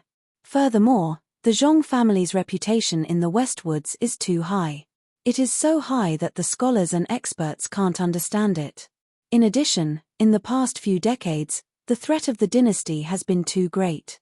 The head of the Zhong family led the warriors of the 4th military region to fight alone, which made the Zhong family's position more and more stable. What about the Tai family?" Shu Le stopped eating and looked at Zhu Yu curiously. Not long ago, the 7 great families in the Federation were just legends to him. However, now that he could hear the true colors of these families, it was indeed very attractive. "No one knows." Zhu Yu smiled. "But I heard that the Crystal Mine Consortium used to belong to the Tai family. Later on, there was a shortage of resources." Shu Le was slightly stunned and fell into deep thought. Crystal mines were undoubtedly the lifeline of the Federation's development. The Tai family, the descendant of the former royal family, was indeed a terrifying existence to be able to completely control the crystal mine consortium. However, with the decline of the Eastwoods region, there were fewer and fewer crystal mines that could be mined on the remaining 70 or so resource planets of the Federation. Presumably, the benefits in this area were not as good as before. Now that Tai Jiyuan was going to come out from behind the scenes, could it be related to this trend? Li Xiaotong is the second heir of the Li family. Looking at Shu Le's slightly heavy expression, Zhu Yu thought that he was worried about the previous scene. She lowered her head and said softly, "Although he has some bad habits, we can always get along well. He's not like his elder brother, who is recognized in the circle as the most beautiful man in the world, but has a heart that is colder and harder to corrupt than gold. Is that young master of the Li family more beautiful than Mr. She?" Shu Le looked at Zhu Yu and asked in disbelief. Zhu Yu frowned, as if she was unwilling to compare that man with the young master of the Li family. After a while, she said hesitantly, "More or less, but it feels different. I've only seen him once when I was having afternoon tea with Lady Tai." Shu Le thought that even if the Zhu family had a lot of power, it was far from being comparable to the 7 major families that could influence the Federation. The reason why she could calmly talk about the top figures of the Federation in Linyuan was probably because Lady Tai liked to take her out. Thinking of this, he couldn't help but feel a little nervous. Although he told Tai Jiyuan the inside story at the beginning of the incident, Zhu Yu was the daughter-in-law chosen by that lady. If that lady misunderstood something, how should he explain it? "That young Master Li seemed to be interested in you before," Shu Le said. "You really have sharp eyes. Li Xiaotong probably thought that he could hide it from you." Zhu Yu lowered her head and gently forked the vegetables on her plate. She said coldly, "He's not the only one who has feelings for me." Shu Le believed that with Zhu Yu's beauty, she could definitely attract many young men. Moreover, although her family started out late, her father was already the deputy minister of the Ministry of Defense. It wasn't strange for her to match the second generation of the 7 major families. What he didn't understand was that the people in that circle should know that Zhu Yu was the daughter-in-law chosen by Lady Tai. Why would they still get close to her? "My family background isn't worth mentioning in their eyes. The problem is that I'm the woman reserved by Brother Crown Prince. This kind of identity is, without a doubt, a great attraction to them. They can't find Brother Crown Prince, so they can only try to show off the feathers on their butts by pursuing me." Zhu Yu's voice was a bit cold. There was a faint sorrow in her words. Even Shu Le felt a bit moved. "I'm not that kind of person. Yuzi. I'm not that kind of person." A thunderous roar resounded throughout the dining hall of the Lin Yuan. Everyone's eardrums were slightly shaken by this sentence, and the floor-to-ceiling glass beside Shu Le's table actually started to buzz and tremble along with this violent roar. Zhu Yu immediately covered her ears. Her face was somewhat pale. Judging from the nimbleness of her movements, this definitely wasn't the first time that she had been attacked by this kind of sudden sound wave. An angry officer had appeared beside the table at some unknown time. It was unknown how long he had been listening, and it was also unknown why he was so angry. Shu Le looked in shock at this officer who had suddenly appeared beside the table. He immediately tightened his grip on the knife and fork in his hands and narrowed his eyes. Regardless of whether it was this person or that previous roar, they both made him feel an unprecedented sense of danger. Moreover, the other party had actually appeared beside him without him noticing at all. This was something that rarely happened ever since he began practicing with Uncle Feng Yu many years ago. This officer looked very strange. The reason why he was called strange was because his face was clearly still very young. Regardless of whether it was his facial features or his eyes, they all revealed that his true age wasn't very old. However, this officer who should still be a youth had an extremely sturdy and tall figure. The body hidden under the military uniform seemed to be full of endless strength and could burst this uniform at any time. A young face and a valiant body. This kind of intense contrast was extremely impactful. However, in Shu Le's eyes, what was even more impactful was the golden flower on this young officer's shoulder. When did such a young lieutenant colonel appear in the Federation? At this time, Zhu Yu finally put down her hands that were covering her ears. She looked at this young officer in shock. She never would have thought that he would actually be in the capital today, in Linyuan. Immediately after, she thought of another matter. Given this young man's temperament, Shula was probably going to suffer a calamity soon. To be honest, it wasn't just her. Even the important figures of the 7 great families felt a great headache when dealing with this young officer. This was because no matter who it was, if they encountered a madman who didn't follow the rules of the circle and had an astonishingly powerful backing, they would all feel incomparably troubled. Zhu Yu. How did you get pregnant? The young officer's eyes widened as if he had seen the most inconceivable scene in the world. He stared at Zhu Yu's bulging stomach, and his expression immediately became incomparably terrifying. He gritted his teeth and said word by word, "Is it Tai Jiyuan? Are you guys going to get married? If he dares to not want you, I will kill him." Madman Li. When Zhu Yu heard this, she knew that the day was over. She was afraid that he would suddenly hurt someone. With a slightly pale face, she quickly said, "This matter has nothing to do with Brother Crown Prince."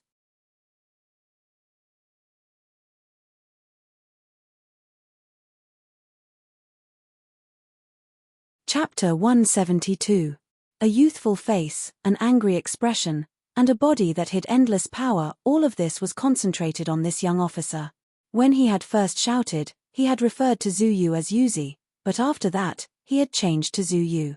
Shula analyzed the situation at the table. He felt that this strange young officer always wanted to act mature in front of Zhu Yu. As soon as the 3 words Madman Li entered his ears, Shula began to guess the identity of this person. To be able to become a lieutenant colonel of the federal military at such a young age, other than this person's own strength, his background in the military was undoubtedly very deep. A big shot with the surname Li in the federal military. His pupils contracted slightly, and he immediately understood why he had sensed such a strong sense of danger earlier. Unfortunately, before he could confirm the true identity of this young officer, the situation seemed to have turned to him. Madman Li was 16 years old this year. He had entered the army at the age of 12 and was the youngest officer in the Federation's history to be a field officer. As for how he was able to enter the military at his age, it was naturally because of the family behind him. No, it should be because those generals of the federal military who viewed his family as gods helped to cover it up. Nominally, he belonged to the 1st Military Region's Special Mecha Team, but in reality, he had been on the front lines of the confrontation between Planet S2 and the anti-government forces, as well as the front lines of the confrontation between the Westwoods region and the Imperial armies. He had only returned to the capital ring last autumn. A 12-year-old youth who had been on the front lines for 3.5 years with outstanding battle results, he was undoubtedly a freak. However, this youth surnamed Li was known as Madman Li in the capital's upper circles not because of his crazy life, but because this young officer never followed the rules set by the upper echelons of the Federation. He would not give face to anyone, and as long as he did not see eye to eye with something, he would throw a punch over it. A young officer who had sent a member of the Federation who was in charge of auditing the budget to the hospital could still appear so ostentatiously in the capital, in the Linyuan. This only proved that behind him was a glittering statue-level big shot. In the current Federation, no one dared to look down on him, not even the president. Madman Li, people were crazy, but their fists were even crazier. From the front lines to the capital, from the recruit camp to the parliament, and then to the nightclubs where the sons of the Federation's nobles frequented, he had fought his way here, and was actually invincible. The second-generation descendants in the capital who had suffered a loss, especially those from the 7 great families who were not afraid of this person's background, only found out later that this person had obtained the title of Invincible in the army at the Siling frontlines when he was 14 years old. After careful consideration, they could not help but sigh sadly. That old Li family had produced monsters after all, and no one had the luxury of using violence to regain their face anymore. Madman Li. No one dared to provoke him. Li Xiaotong, who had previously left the Linyuan, knew that this madman was coming, so he left early. He knew that this madman was like him, also interested in Zhu Yu. If Madman Li saw that Zhu Yu was pregnant, he would probably really go crazy. Facing Madman Li, the 7th young master of the Li family could only hide far away, afraid that he would be implicated by that terrifying feeling. Madman Li's slightly young eyes stared fixedly at Zhu Yu's bulging stomach. The anger on his face gradually receded, and he asked in a low voice, "If it's not Tai Jiyuan, then who is it?" Even though these words were said in a low voice, it still shook the eardrums of the people around him. They didn't know what kind of structure this young officer's chest was made of. It was like metal and stone. The expressions of the officers behind him were somewhat ugly. They vigilantly watched his hands hanging by the side of his military uniform, ready to go forward and stop him at any moment. They had received orders from their superiors to ensure that this young officer did not cause any more trouble in the capital. But at this moment, seeing the young officer's expression, they knew that this person was truly angry. And if they did not use weapons, how could they stop his anger? The relationship between the Tai family and Madman Li's family had always been good. Zhu Yu naturally knew what kind of terrifying strength this 16-year-old young officer had, as well as what kind of violent temperament he had. Madman Li's expression at this moment seemed calm, but she knew that this was the true source of the storm. "This doesn't seem to have anything to do with you." Zhu Yu's heart was incomparably worried. Her face was slightly pale, but her tone was still calm as she retorted. According to the agreement she had with Shu Le, if there was no other choice, Shu Le could only pretend to be the father of the child in her womb. But at this moment, facing Madman Li's suppressed anger, Zhu Yu could not possibly push Shu Le in front of her. That would really cause someone to die. Madman Li might be crazy, but he was definitely not an idiot. For him to be able to live until now after joining the army at the age of 12 and still live so impudently, his brain was much better than the average person's. In just an instant, he had already noticed the worry in Zhu Yu's eyes. That worry seemed to be directed at the little man beside her. "Since you are pregnant, there needs to be a man. Yuzi, although I haven't been to school for many days, but I still know this matter."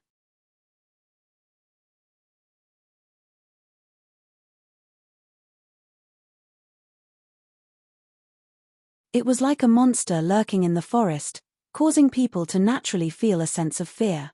Love and marriage are free. There's nothing wrong with getting pregnant before marriage. If anyone dares to say anything strange about Yuzi, I'll twist their head off. Madman Li looked at Shu Le seriously as if he was looking at a soldier under his command. It was just that this young officer was really too young, so the current scene felt a little strange. Within the strangeness, there was a chill of unknown origin. "You're already so old, but you're still only a second lieutenant. You're doing very badly, but our old Li family is not people who judge people by this kind of standard, so this is not a problem." Shu Le's gaze lowered slightly. He thought to himself that he had entered the nutshell maneuver and been directly promoted to a civil service second lieutenant. Normally, this was already very good, but compared to a 16-year-old Federation lieutenant colonel, he was naturally doing very badly. He didn't understand why this young officer with terrifying strength would say these things. He only noticed that the other party's 16-year-old height was already half a head taller than him. That type of oppressive feeling seemed to have already become real along with these words. At this time, those officers who had followed Madman Li into the Linyuan came forward, wanting to say a few words of advice. Unexpectedly, Madman Li suddenly turned his head, glared at them, and roared loudly, "I'm explaining. All of you move out of my way." This was an officer his family had specially sent to keep an eye on him. Otherwise, he might have already kicked him over. In the entire universe, Madman Li wasn't afraid of heaven or earth, not even his own father. However, there was always someone who was afraid of him. What was there to explain? Zhu Yu, whose face was slightly pale, didn't know. Shu Le, who stood silently in front of her, didn't know either.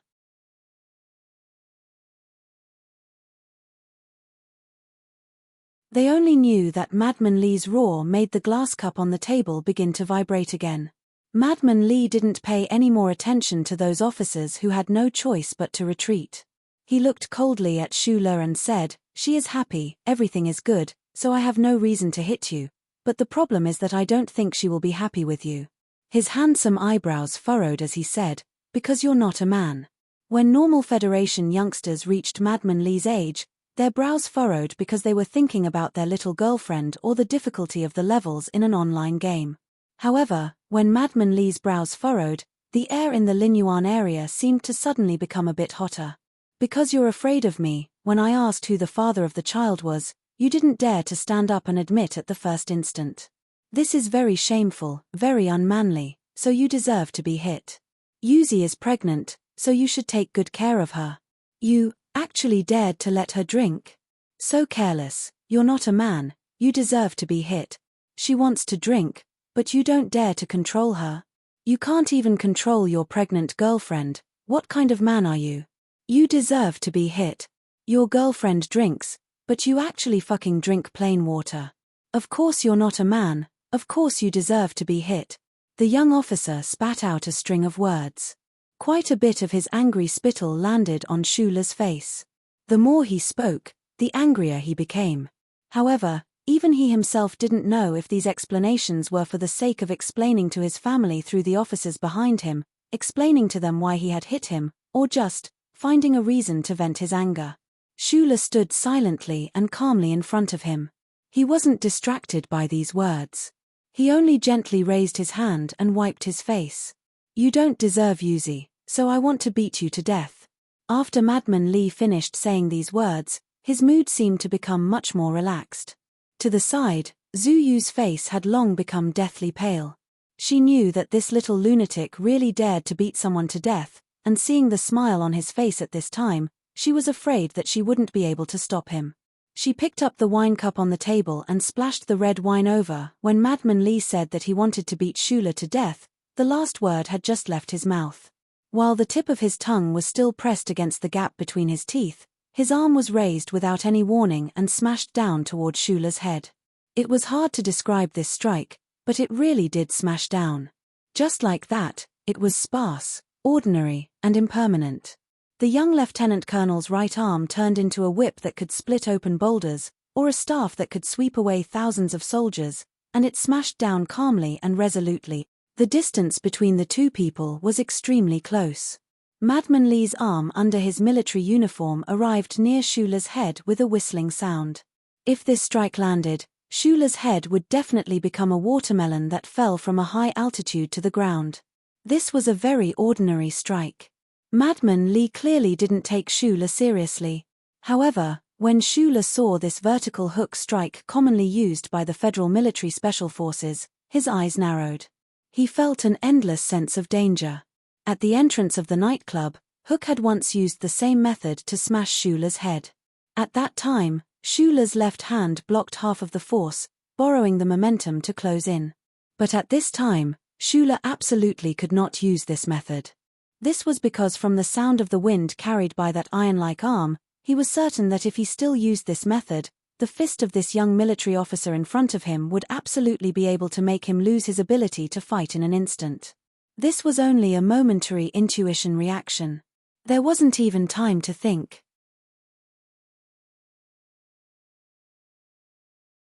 In this world, no one's reaction was faster than Shula's.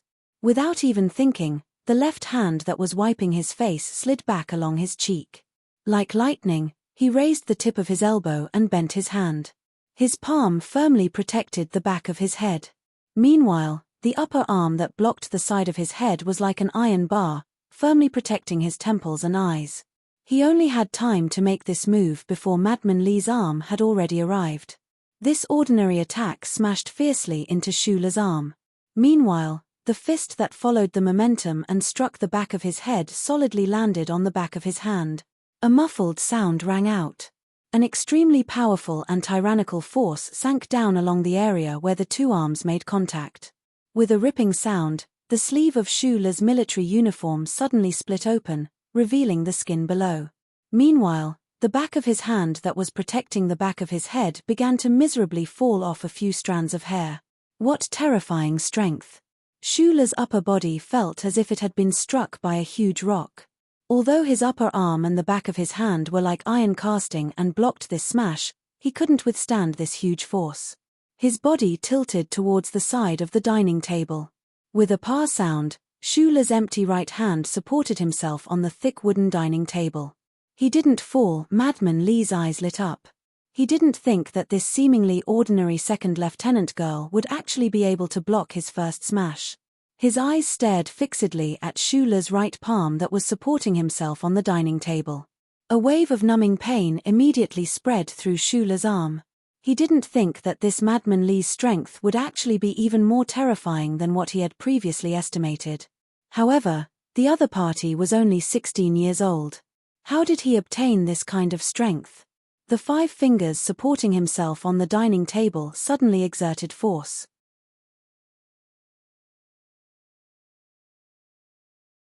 His left arm was still protecting his head. Shula's eyes already began to slightly light up. Such tyrannical strength aroused the hint of ruthlessness hidden deep within his bones. However, Madman Li didn't give him any chance to counterattack. Just as Shula was about to exert force with his right palm, that extremely ordinary, yet extremely terrifying smashing fist once again smashed towards Shula's head. There seemed to be no pause in between the 2 consecutive punches. It was like a high-speed rotating Darling's standard gun barrel, continuously spitting out 2 bullets at the fastest speed possible. The angle of Madman Li's smash was the same as before. The attack location didn't change, and it was extremely accurate and fast. Shula simply didn't have time to react. His left arm that was still protecting his head forcefully blocked another heavy punch. Another heavy muffled sound rang out. He felt as if his arm bones were about to break. This young officer's strength was too inhuman. In terms of strength, Madman Li's 2 ordinary punches were more like cannonballs. The power of the second punch was even greater than the first. Shula's heart became cold. Apart from Captain Tien of the ancient bellship, he had never encountered such a powerful character. The opponent's speed seemed to be even faster than his own by a bit. The knuckles of the palm supporting himself on the dining table turned white. Shula's elbow was somewhat bent under the weight of this heavy force, as if it could collapse at any time. Right at this time, Madman Li's unreasonable and exceptionally terrifying third smash arrived in an instant. At this time, Shula's body was somewhat unbalanced. His gaze was slightly lowered, and he simply didn't have the time to look at this punch. To be more precise, from the moment Madman Li's punch began, he didn't have the opportunity to raise his head. However, he had a pair of ears, and he was listening. He heard something strange. The third smash didn't carry the slightest trace of wind. Although Shula couldn't see it, Madman Li's expression had already become extremely grave. At this time, the military uniform on his forearm had already been torn into pieces. However, he could still feel an unprecedented sense of danger. Was it strength? Was it strength and speed so strong that even the deformation of the air would be slightly delayed? A scorching aura suddenly surged out from behind his waist, instantly transmitting to the first corner of his body. The trembling that had been successfully hidden under the skin began to spread to Shula's arms. Madman Li's eyes had become unprecedentedly bright. The skin on his forearm that was exposed outside of the wound began to tremble. It was unknown whether it was because he was too excited, or because of some other reason. The mountain-like force pressed down, and Shula's right elbow, which was propped up on the dining table, could no longer resist this huge force. He bent towards the table, and his forearm slammed hard on the table, making a strange sound. However, at this time, the trembling in his body already turned into incomparably tyrannical strength, supporting his body. He blasted back Madman Li's final fist. Meanwhile, his right forearm supported himself on the table, his entire body standing straight. At this moment, Shula finally saw clearly Madman Li's young face, his eyes carrying a crazed expression. However, his eyes were incomparably calm. It was because the instant he stood up, he already took a step in Madman Li's direction. A foot stepped between Madman Li's legs, a head smashing towards Madman Li's chin, while a thigh fiercely smashed towards Madman Li's crotch. This was the most ferocious of the 10 stances Uncle Feng Yu taught him. In past battles, Shula's feet were like roots on the ground. As long as he bravely advanced, no matter who it was in front of him, they would fall under his continuous close combat techniques like broken trees and rotten branches. However, what was shocking was that when Shula took a step forward with lightning speed, His fist entering the middle, Madman Li also took a step forward. Moreover, just like Xu Le, it was purely a type of battle instinctive reaction. It was extremely natural. The two of them stepped forward at the same time, as if they were doing some kind of coordination. It appeared that harmonious. However, the harmonious two of them had already reached the most dangerous juncture. How could Xu Le, who had taken the risk of using the mysterious power within his body, let go of this opportunity? Even though Madman Li stepped forward just like before, preventing him from injuring the other's vital points, the left arm that had always been protecting his head and the right hand that shot up from the table like lightning already broke through the middle, directly striking towards Madman Li's throat. In this instant, Madman Li really went crazy. His young and tender face was abnormally pale, his eyes that didn't even have time to blink after the 3 punches were filled with a berserk intent. His left palm flipped over, directly sealing the front of his own throat. Meanwhile, his right hand, while carrying an intense trembling, directly struck towards Xu Le's head. The young military officer was half a head taller than Xu Le, but he was actually prepared to use a single palm to block Xu Le's 2 fists. It seemed like he believed in the strength of his own body, and even more so believed that his palm that could split mountains would be able to strike down the other party. At this moment, every single muscle fiber in Xu Le's body was grinding against each other. The powerful strength made his eyes and ears exceptionally sharp, especially the speed of his reaction, which was already extremely fast. His left palm flipped over, directly meeting the palm that was striking towards his head. Meanwhile, his right arm followed the instincts of his body, following Uncle Feng Yu's teachings. At the final moment, the middle finger of his tightly clenched fist protruded slightly, and then he smashed down viciously. 2 muffled slapping sounds rang out. Madman Li's palm fiercely struck Xu Le's head, while the tip of Xu Le's fist also struck a third of the area below his throat. However, under Madman Li's palm, there was Xu Le's steel-like palm facing the sky. Under the tip of Xu Le's fist, there was Madman Li's lightning-fast left wrist that blocked over. The two of them separated at the same time. The torn pieces of cloth on the sleeves of their military uniforms fluttered between the two of them, and then fell to the ground. Right at this moment, a cup of bright red wine was splashed onto Madman Li's face. This young expert, who was known to be invincible in the army on the Westward's front lines, allowed the red wine to slowly slide down his tender face. He stared fixedly at Xu Le, who was not far in front of him, as if he couldn't understand no matter how he thought about it. For Xu Le and Madman Li, the previous 3 smashes and 1 exchange was an extremely long and dangerous struggle. However, this was only for people like them, who had extraordinary reaction speed. The customers in the Linyuan restaurant, who had different expressions, saw a completely different scene. They only saw Madman Li use a terrifying speed to smash the second lieutenant 3 times. Then, the two of them approached each other for a moment and then separated in the end. All of this happened in an extremely short amount of time. From the moment Madman Li began to move to the moment the two of them separated in the end, it was only a flash of time. The cup of red wine that Zhu Yu had splashed out at that time danced in the air until the two of them finished fighting.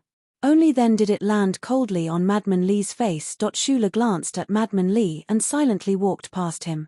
He picked up Zhu Yu's little bag from the seat, held her arm, and walked out of the Linyuan restaurant. Madman Li didn't seem to see his actions. He calmly stood by the table, not moving at all. He sank into a rare moment of introspection and contemplation after joining the army. He knew he had lost. In the end, the two of them had inexplicably used advanced body techniques at the same time according to their instincts. Then, they attacked at the same time. However, in the final moment, the second lieutenant's fist was lowered by 3 centimeters. It was precisely this 3 centimeters that made the fist leave the base of his palm, which had the strongest defensive ability, and land on his wrist. That wave of power that was even more tyrannical than his own broke through his defense and injured him. Madman Li took a deep breath and calmly looked at the empty table in front of him. He looked at the leftovers, knives, and forks on the spotlessly white tablecloth. In the beginning, he only wanted to vent his anger. He didn't want to beat the second lieutenant to death at all. Putting aside the strict control his family put on him after punching the counselor, Just because the second lieutenant was the father of Yu's child, he couldn't really beat him to death. However, when his first fist smashed out, only to be blocked by the second lieutenant, Madman Li knew that he couldn't hold back today. Just like how Shula felt, this 16-year-old young officer also felt an unprecedented sense of danger from the other party's iron-cast upper arm. The reason why Madman Li was even more vigilant and used all of his strength was because Shula's hand was propped up on the table. At that time, Shula's 5 fingers were slightly curled, as if he could grab the table knife at his side at any time. Under his powerful attacks, he was still thinking about counterattacking, moreover already preparing a plan beforehand.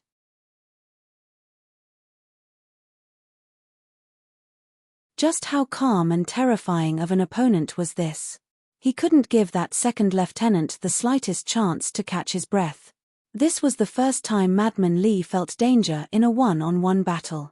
That was why his second fist was even faster and more ferocious than the first.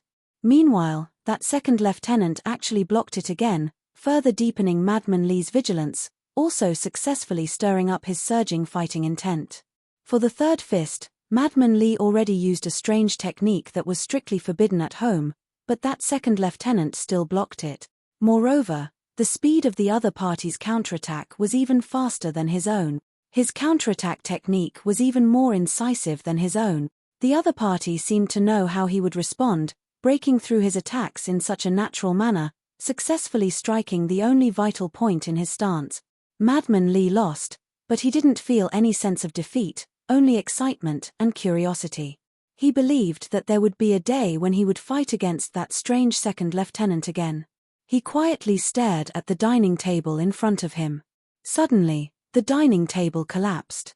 The sound of cold air being sucked in came from Lin Yuan restaurant. Apart from Shula and Madman Li, no one could understand the true meaning of their exchange, especially that final fist and that final simultaneous attack. For the customers in Lin Yuan, they didn't believe that second lieutenant was Madman Li's opponent at all. They only thought that Madman Li was hurt by the matter of Zhu Yu and was troubled by love. In the end, he casually threw out 3 punches to vent his anger, sparing that second lieutenant. Naturally, they didn't understand that this incomparably sturdy dining table had long collapsed from the inside after bearing the dual power of Madman Li and Shula. Madman Li didn't eat. He led a few officers out of Lin Yuan. Only when they got into that extraordinarily large off-road vehicle did he break the silence and say, "Go to the general hospital."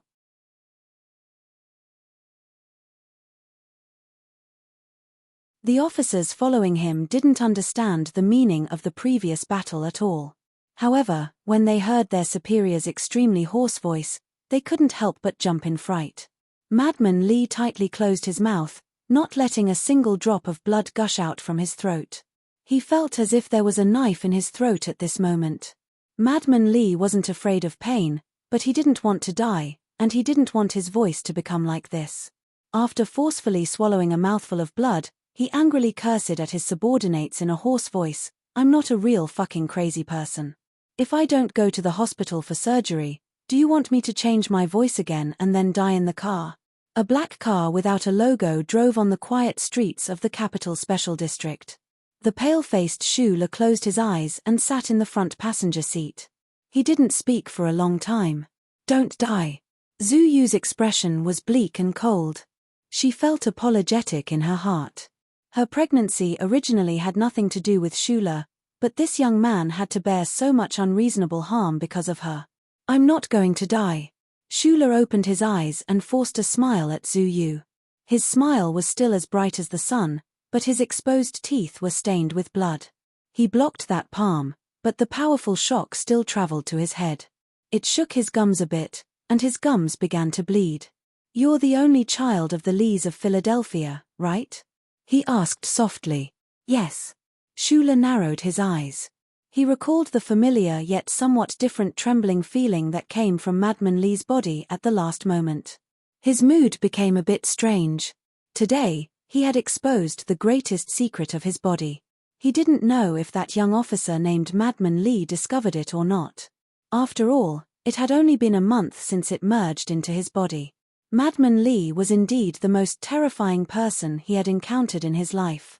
The battle in Linyuan was extremely dangerous. Those 3 consecutive thunder-like fists were truly hair-raising. Moreover, he could feel that the young officer really did have boundless killing intent in the end. If Shu Le didn't have the most powerful strength in the world, he wouldn't have been able to block it at all. Even so, in the end, there was still almost a problem. However, what was even more hair-raising was, could it be that Uncle Feng Yu was related to the Lees of Philadelphia?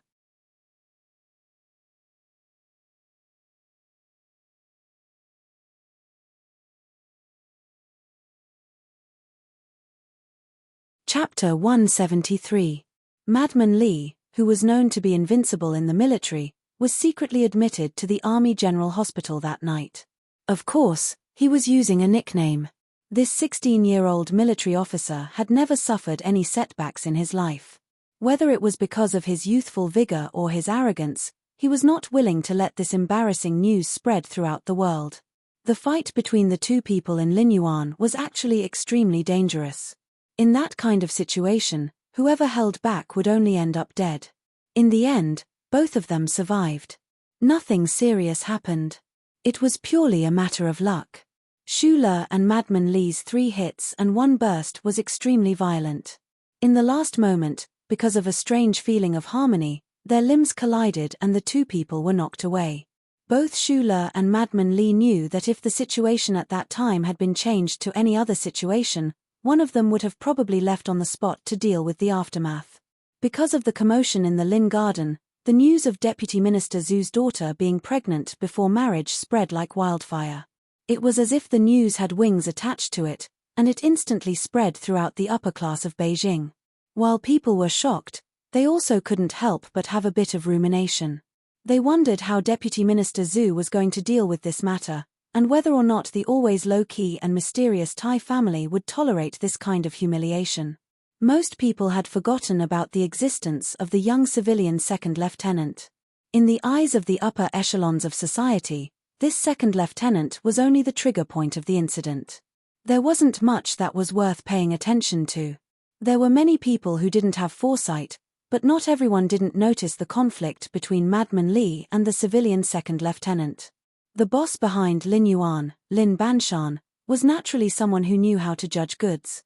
While he was out of town, after seeing the surveillance video of that day through the internet, he just smiled and said, "I didn't expect Madman Lee to be at a disadvantage in a fight. That's really surprising." What kind of person was Lin Banshan? He was the most famous wastrel among the 7 major families in the Federation. His pair of eyes that specialized in examining aesthetics in the starry sky had long been recognized by everyone. This comment spread back to the capital a few days later, and it couldn't help but cause many people to look back at Linyuan that night.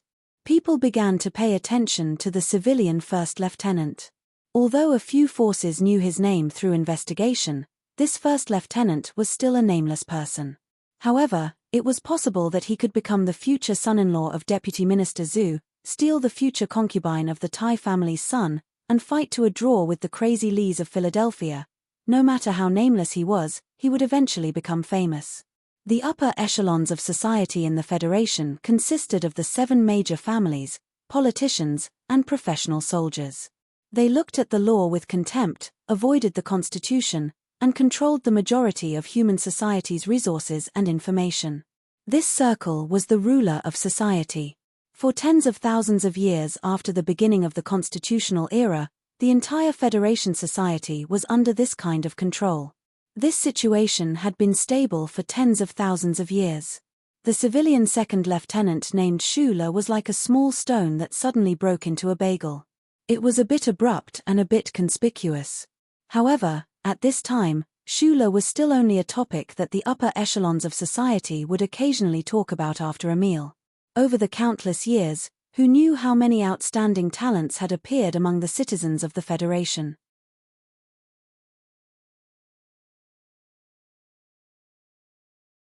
These outstanding figures who had climbed up from the bottom of society would in the end throw themselves into the circle they belonged to, be accepted, and then assimilated, becoming a part of this circle. In the eyes of the upper echelons of society that controlled the Federation, if Shu Le could really marry Zhu Yu, then he would naturally also enter this circle in the future. Even so, this was only one of countless examples. Naturally, they didn't need to pay too much attention to it. They didn't know the true relationship between Shula and Zuyu at all. Those truly important figures wouldn't care about what happened in Linyuan. At the very least, the powers in the Federation's upper echelons who supported Jingju Governor Ross and Senator Macklin didn't pay attention to him, even though Shula's name had already begun to appear in a lot of information. If one day, Shula displayed abilities that were worth paying attention to, based on his relationship with the Tai family and the Zhu family, perhaps the huge power that was lurking in the shadows would begin to suppress him. However, to those important figures, the scene in Linyuan was just a boring competition between young people who had eaten too much. No matter how amazing Shula's combat power was, it wouldn't change their calm emotions at all. After all, he wasn't Madman Li. Behind the crazy power, there was a family and a god behind him. Feiqing, by the side of the calm lake, in front of the snow mountain.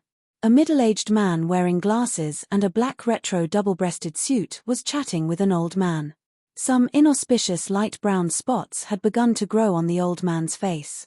Every time he saw these spots, the middle-aged man's mood would become a little lower. No matter how strong a human was, no, it should be said that he was the strongest human in the Federation, in the face of time, he would still appear so weak. He was a major general in the Federation.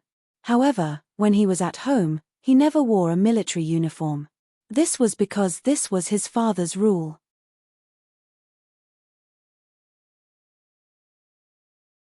Ever since the end of the war with the Empire more than 10 years ago, his father had personally sealed up the marshal's uniform. After that, he never wore a military uniform again. Instead, he always wore a rather ancient long gown. How are Mu Zi's results? The highest rank in the Federation's military was a general. Other than during wartime, the president would wear the title of marshal in the name of the commander-in-chief of the three armed forces. Since the 37th constitutional calendar, the only exception was this old man. During the First War between the Federation and the Empire, this old man, with the fanatical support of hundreds of millions of Federation citizens, relied on his amazing achievements and was conferred the title of Marshal by the Management Committee of the Federation. The president's term of office was once every 5 years. He could only be re-elected once. However, this old man's position in the hearts of the Federation's citizens would never diminish. In a certain sense, this old man wearing a long gown was the true number one person in the Federation. However, this military god of the Federation, at this moment, spoke with the tone of an ordinary old man. He was extremely similar to an ancestor who longed for familial love. Mu Zi's results after entering Academy 1's command department are already very good. During this half-year, he didn't fall behind in his studies either, Major General Li replied with a smile. I'm only worried that the child is too famous. His life in the academy will be a bit troublesome, the old man said with a smile. Major General Li also smiled. That unknown niece of his was probably one of the few people in the entire Federation whose fame could be mentioned in the same breath as his father. He suddenly thought of something. In a low voice, he said, Li Feng is still kneeling in front of the manor's entrance. When will you let him in? That's your precious son. I can only control my son, but not him. The old man closed his eyes. Through the empty wall of the courtyard, he felt the slightly cold wind blowing from the surface of the lake. He calmly said, as a soldier, he didn't listen to the orders of his superiors. Even if it is later proven that his choice at that time was correct, this kind of attitude still cannot be forgiven. Major General Li was silent. He knew that his father was blaming him for being too arrogant in disciplining his son. However, Li Feng had been thrown into the army by his father when he was 12 years old. For the past 4 years, he had lived such a crazy life. As a father, he felt boundless guilt toward his own son. Naturally, he couldn't bear to be too strict. What do you mean by invincible in the army? There are many hidden dragons and crouching tigers in the Federation. Who knows how many masters in the body cultivation hall? This time, he was beaten so badly that he couldn't speak. Only then did he know that the military pot was made of iron. The old man slowly opened his eyes. This is also a lesson for him. Otherwise, if he continues to be so arrogant, he won't have a good time at the front line of the West Woods. Major General Lee was silent. He was very clear about his son's terrifying strength. In the federal military, there were few people who could be his opponent. However, since his father said so, he certainly didn't dare to refute. It was only when he heard the words "front line of the Westwoods" that his expression became a little more serious. Whether it was Commander Zhang or that fatty Tian, when they saw Madman Li, they would probably have the urge to go up and beat him up. Shula didn't know who would be alarmed by his fight with Madman Li in the Linyuan restaurant, but this didn't affect his clear-headed judgment. Perhaps without him knowing, he had already entered a certain circle. His identity as a fugitive from the Federation didn't worry him much.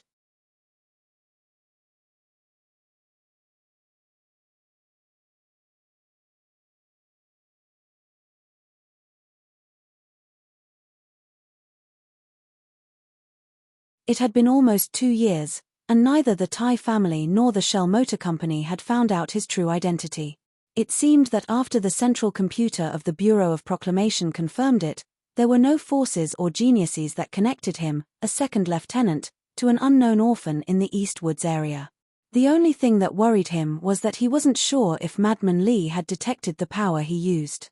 Madman Li was able to obtain the title of Invincible in the army, and the strength he displayed in the Linyuan restaurant was indeed exceptionally terrifying. Under these circumstances, he, who wasn't at a disadvantage, should have attracted some people's attention. The Lees of Philadelphia. Could his secret be hidden from the eyes of the Federation's god of war? Besides, Shula always had a vague feeling that Uncle Feng Yu might have an unclear relationship with the Lees of Philadelphia. Because of this vigilance, after returning from the Linyuan restaurant that night, Shula started to get busy. From the utility room in the apartment, he took out a lot of standard wires and some common equipment that he ordered online, and started to assemble and decorate as fast as he could. Sitting on the sofa, Zuyu thoughtfully looked at Shula, who was busy. She didn't know what this guy was busy with outside the apartment building. The weather in the late spring was finally hot, and Shula couldn't stay at home to be exposed to the cold air. Sweating profusely, he simply took off his coat.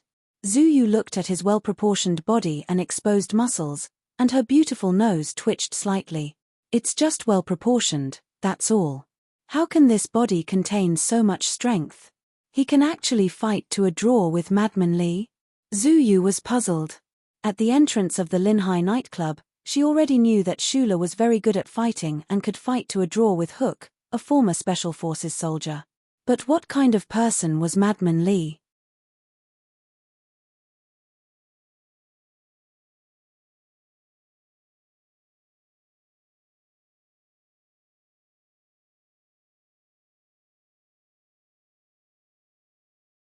The only heir of the Lees of Philadelphia, the crazy young military officer who had never met a worthy opponent. What are you busy with? At this time, Shula broke open the wires in the walls of the apartment. With a serious expression, he broke open the tricolored wires and began to connect to the data wires and equipment in the apartment. Zuyu finally couldn't hold back her curiosity and asked. Shula didn't answer her for the time being. Only when all the data wires were gathered into a device by his bed and the final data was corrected did he relax slightly and explain, I installed some surveillance equipment around the perimeter of the apartment. Zuyu's eyebrows furrowed. She didn't understand the meaning of Shula's words. Could it be that this guy was worried that his father or brother would mobilize the military to arrest him? Not to mention that in the complicated political environment in the capital, would his father or brother be stupid enough to use military force to resolve family matters? Even if this really happened, could it be that Shula wanted to rely on these abnormally crude surveillance equipment to discover the whereabouts of the military in advance? She couldn't help but laugh slightly. At this time, Shula's back was facing her, so he naturally didn't see her expression. He seriously pulled out an extremely thin holographic screen from the device and looked at the different colored dots on the holographic screen. He lightly sighed. This was the equipment that Shi Qinghai gave him before he left. When he was escaping from the Federation Investigation Bureau's pursuit in Linhai State, this set of surveillance equipment played a very important role. The range of the surveillance was about 500 meters around the apartment building. The main principle was to obtain the power of the Federal Military or Investigation Bureau's communication device and then distinguish it. Schuler used the materials he ordered online to supplement the periphery of this set of equipment. It should be able to barely achieve the effect that Shi Qinghai used it before. He turned his head and looked at Zhu Yu. He suddenly became silent for a moment because he wasn't worried about the Zhu family, but the Lees of Philadelphia and the entire Federation. The original purpose of living with Zhu Yu was to ensure the safety of her and the child in her belly. However, because of the Linyuan incident, Schuler fell into a state of vigilance. He realized that Zhu Yu wasn't very safe with him. These 2 days, there hasn't been any reaction from your family. After a moment of silence, Schuler said, "It seems that your brother is very frightened by your actions. According to the Federation's law, the fetus after 6 months has the corresponding human rights. I think, after a while, your family will be forced to accept this fact. When that time comes, you should go home, right?" Zhu Yu's eyes lit up, but it was the kind of cold light that reflected the light of the 2 moons like ice. She quietly stared at Schuler's face, and a cold smile gradually appeared on her face. She opened her mouth and said, "What? It hasn't even been a month, and you can't take it anymore?" Schuler knew that she misunderstood something. He lowered his head and explained, "It's my problem. I'm worried that you won't be safe with me." Shi Qinghai was the only person in the world who could see at first glance that Schuler was hiding a heavy secret under his sunny face. It was very obvious that the mother of his unborn child didn't have this ability.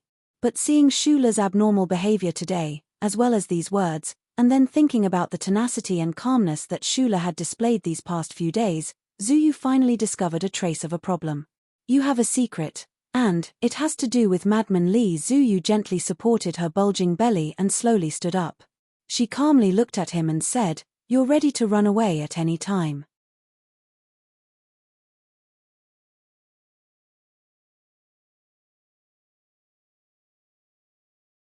Schuler was silent, not knowing how to answer her. "No wonder even Madman Li couldn't smash you to death. It seems that I still underestimated you. I always thought that in the future you would shine brightly in the Federation, but I didn't expect that you've been hiding your strength all this time. Everyone has their own secrets. I just realized that being with me won't make you safer," Schuler sincerely advised. Zhu Yu quietly looked at him. After a long time, she suddenly opened her mouth and said, "It's very late. I'm going to sleep." After saying this, Zhu Yu took off the towel wrapped around her head, threw it on the sofa, and walked to her bedroom without looking back. It wasn't until she closed the bedroom door and sat on the bed that Zhu Yu felt a trace of disbelief about her previous performance. She looked at herself in the mirror without makeup and slightly frowned. She was becoming more and more accustomed to her face without makeup. Although when she had afternoon tea with Lady Tai, she only wore light makeup, but how many years had it been since her face was so clean? Just as Schuler said, with the heroic spirit Zhu Yu had displayed in the tea house that day, whether it was Zhu Yu or that big shot from the Ministry of Defense, there was nothing they could do. They could only watch as Zhu Yu gave birth to the child. However, Zhu Yu didn't want to leave this simple apartment. She quietly looked at herself in the mirror, becoming more and more beautiful. She thought to herself that staying in this apartment to block trouble for Schuler was not something she would do in the past. When did she become a good girl who was willing to be considerate of irrelevant people? Was it because of the child in her arms, or was it because that guy washed her hair? Perhaps she was just used to this kind of peaceful environment where she didn't have to worry about anything. Outside the bedroom door, Schuler stared blankly at the closed door.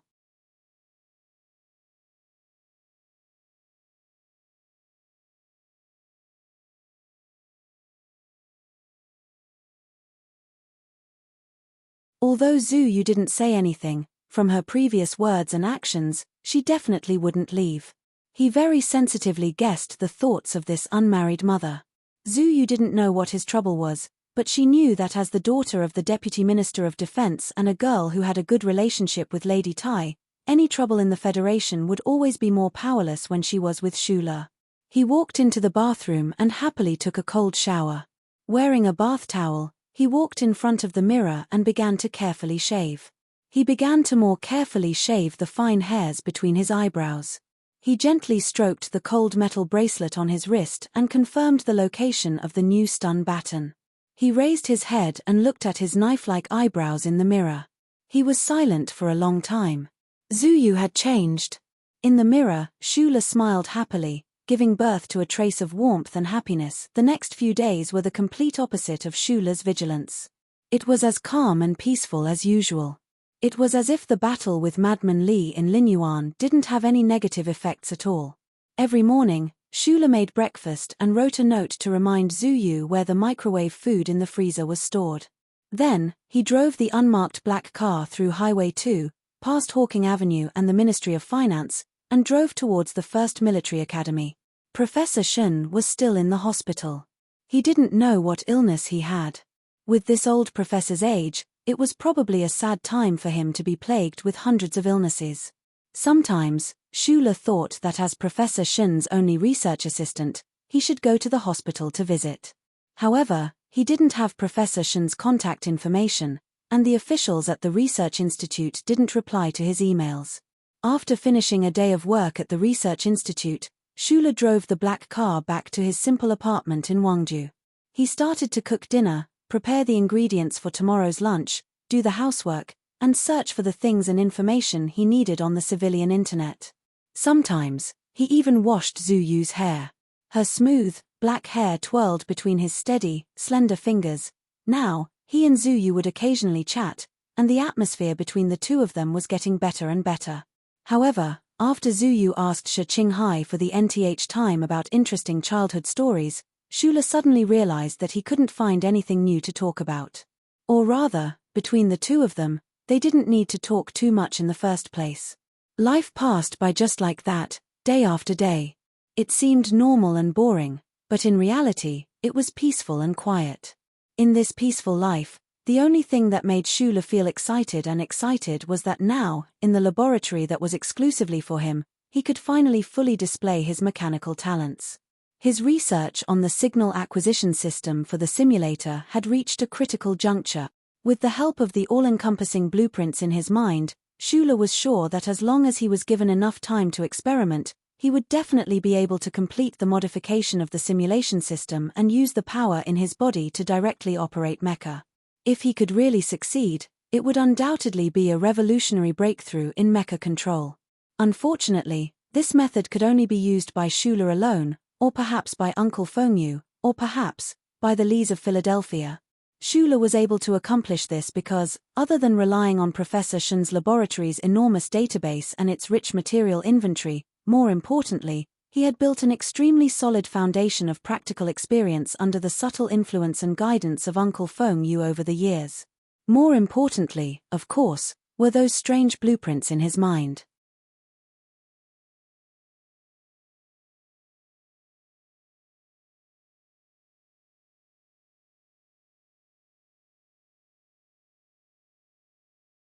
Those structures and designs that were vaguely beyond the current level of the Federation's technology were not necessarily perfect.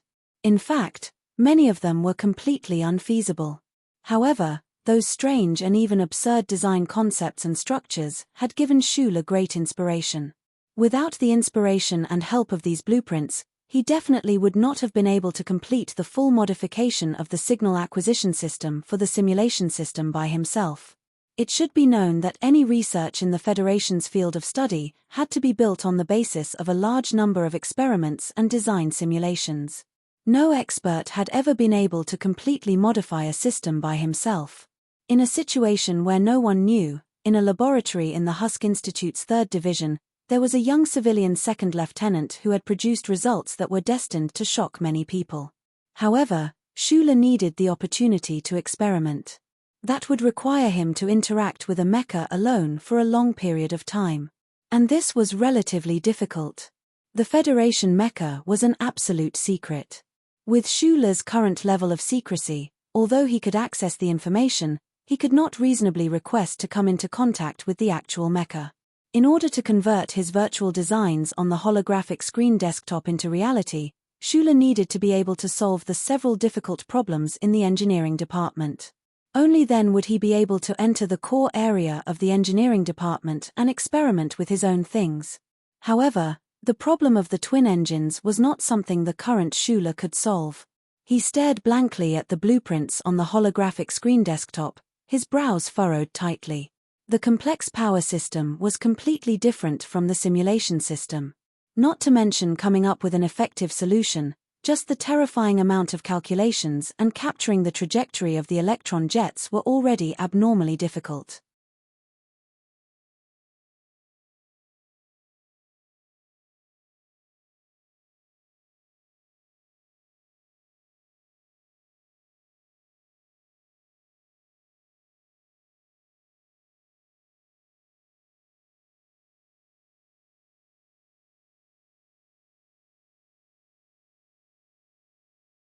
Chapter 174. The newest generation of mecha developed by Shell Motor Company had yet to be named. Internally, it was temporarily known as the MX. This generation of mecha had been developed for over 10 years. Compared to the previous series of M52 mecha, the MX mecha had a decisive breakthrough in terms of power. The MX mecha still used Jingnong's high-energy batteries as its power source. However, 2 of the newest jet engines were installed at the back of the mecha's waist. These engines could instantly increase the mecha's power output to 4 times that of the M52 mecha. This design was undoubtedly a bold and genius idea. After 10 years of research, after overcoming a series of material and microelectronics difficulties, the multi-engine technology of a warship had finally been successfully transplanted into a mecha. The realization of this idea not only made the engineers of the entire Shell Motor Company rejoice, the federal military also felt an unprecedented excitement. 2 times the normal power in a steady state, 4 times the normal power in an instant, this was an indicator of leapfrogging development. If placed on the battlefield, the MX mecha with 4 times the normal power could completely rely on its powerful mobility to treat the old mecha like a clumsy child. What made the military most excited was that if the multi-engine technology matured in the future and the mobility of the military mecha increased once more, then in a situation where the energy consumption of a warship was decreasing by the day, typical long-range weapons on the battlefield, such as self-propelled cannons or fiber-optic guided rockets, would find it very difficult to hit a mecha that was evading at extremely high speed. If that day really came, then in a war between the Federation and the Empire, other than the warships suspended in space as a deterrent, these extremely mobile military mecha would no longer be used for special operations. They could also be placed on the battlefield as the main force for advancement. Without a doubt, this would be a fundamental change in the nature of war. Currently, only 14 prototypes of the MX mecha developed by Shell Motor Company Engineering Department and the federal military had been produced. However, the production speed demonstrated in the laboratory had already satisfied all parties. It would take at least 2 years for this new batch of mecha to undergo mass production and become a true fighting force. Moreover, the federal military did not know whether the Empire had made any breakthroughs in the multi-engine technology of the mecha. Thus, the federal military had given the Shell Motor Company an exceptionally strict time limit. Between the Federation and the Empire, no matter which side was the first to possess this type of high-performance mecha and throw them into battle, they would definitely win the initiative of the war. The Federation had an old saying, lose a nail, break a hoof, break a hoof, break a warhorse, wound a knight, lose a battle. This type of mythical battle, which could only be seen in movies and novels, had never appeared in the history of the Federation. However, this demonstrated the importance of details and logistics in war. Moreover, the new generation of the MX mecha could change certain forms of war, using the power of technology to bring about changes in the strength of war. Therefore, when the Department of National Defense gave the Shell Motor Company a strict time limit, the head of the engineering department and the engineering staff were not at all surprised. They also understood the significance of the mecha they had developed. If they wanted to leave their name in history as an engineering staff, then the development of the MX mecha this time would definitely be the best opportunity. Time was of the essence.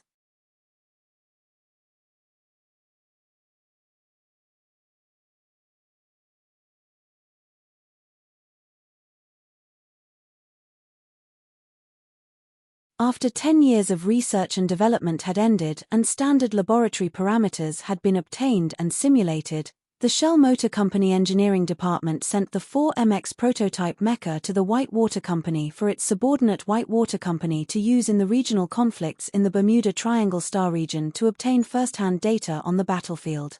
The regional conflicts in the Bermuda Triangle Star region had never stopped, and the experimental weapons planet chosen by the Whitewater Company was also far from the parts of the Empire where spies could infiltrate. All of this was for the sake of secrecy. Even so, the federal military still sent out the most powerful warship of the 3rd Military Region to follow the Whitewater Company's combat team from afar and enter the Bermuda Triangle Star region. On one hand, it was to cooperate with the Shell Motor Company engineering department in collecting data, and on the other hand, it was naturally for the sake of secrecy.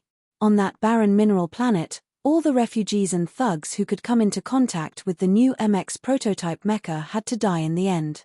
For the birth of a new generation of mecha to require the protection of a fleet, this fully demonstrated the importance of this matter to the Federation.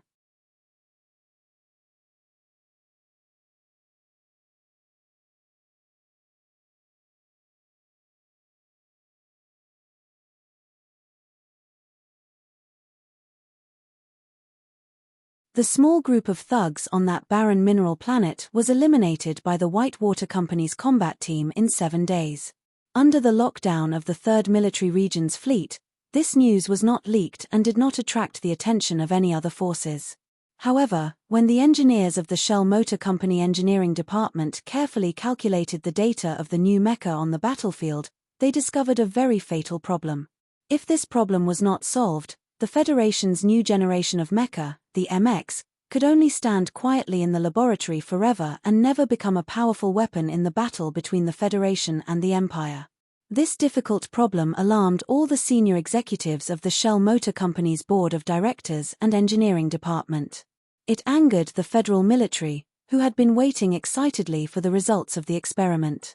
Everyone was waiting for the birth of a new generation of mecha, but in the end, they were greeted with such terrible news. The Federation's new generation of MX-type mecha was a top secret among top secrets. Therefore, the research and development work for the past 10 years was basically done by the Shell Motor Company engineering department alone. Although the higher-ups of the Department of Defense occasionally thought about whether they should let the experts from the Jiyu Zhong Company, or at least the Husk Institute or the Federal Academy of Science participate in the research, this was because the Jiyu Zhong Company's multi-engine design was undoubtedly the world's leading technology. However, due to the reasons of secrecy, these ideas were not implemented in the end. Last autumn, the Whitewater Company's battle experiment on the edge of the Bermuda Triangle starfield exposed a fatal problem with the new generation of MX-type mecha. The Shell Motor Company engineering department had been unable to solve this problem, so the human resources manager, Jose, had personally poached people during the spring recruitment. He wanted to find some inspiration from these young, outstanding engineers with no inherent experience. Unfortunately, this batch of outstanding young people had only entered the engineering department for a short period of time. They were unable to provide any help to solve the inherent problem of the new generation of mecha. Moreover, the pressure from the federal military was too great, so the engineering department had no choice but to ask for help from the outside world. When Schuler had first seen that email, he had already been stunned by the genius of the twin-engine design. Those seemingly complex but actually simple lines had already become extremely streamlined in his eyes, giving off an existence of infinite beauty and enjoyment. Before his eyes, there was a faint metallic glow. This was the culmination of the collective wisdom of the Federation engineers. Every part of the design had gone through endless deductions and calculations, and could not be changed at all. Or rather, in the eyes of a mature engineer, it was impossible for them to even think of destroying such a beautiful design. The Research Institute had officially joined in the research and development of the new generation of mecha, mainly to solve the problem that the new generation of MX mecha had exposed in battle. However, this was still the Federation's most top-secret and cutting-edge technology, so researchers like Schuler could only obtain the relevant data and blueprints through email. They were unable to fully understand the power model of that prototype mecha. Schuler's life interest was in this aspect. Moreover, He now had some hidden reasons to enter the engineering department and have an independent space to research mecha. Thus, these past few days, he had been very attentive to this matter.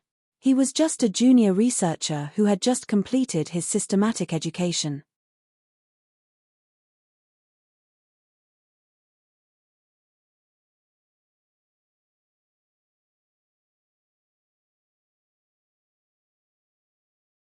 How could he solve a problem that even the best engineers of the Federation could not solve just by relying on these schematics that were as simple as a leopard's skin?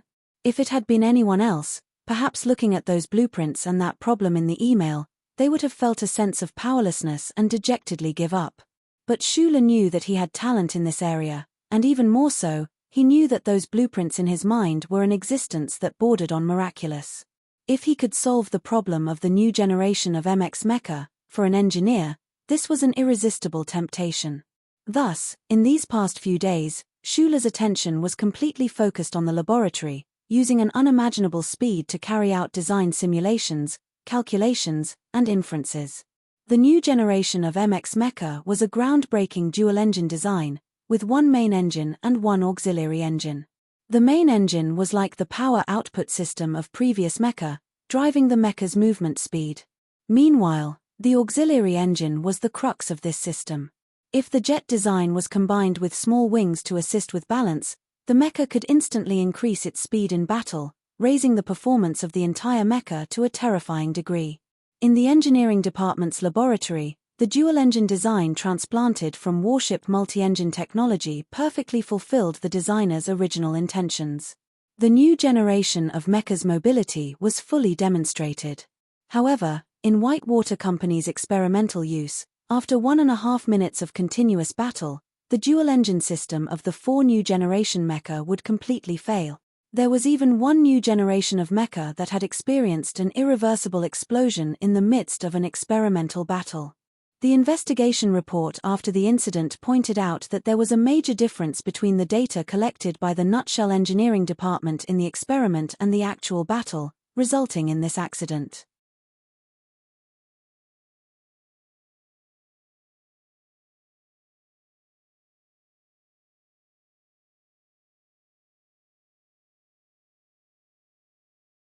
The new generation of mecha's dual-engine design would enter the full power stage at the end. When both engines were pumping out maximum power, the internal Z4 suction electron jets would experience severe instability in their trajectories.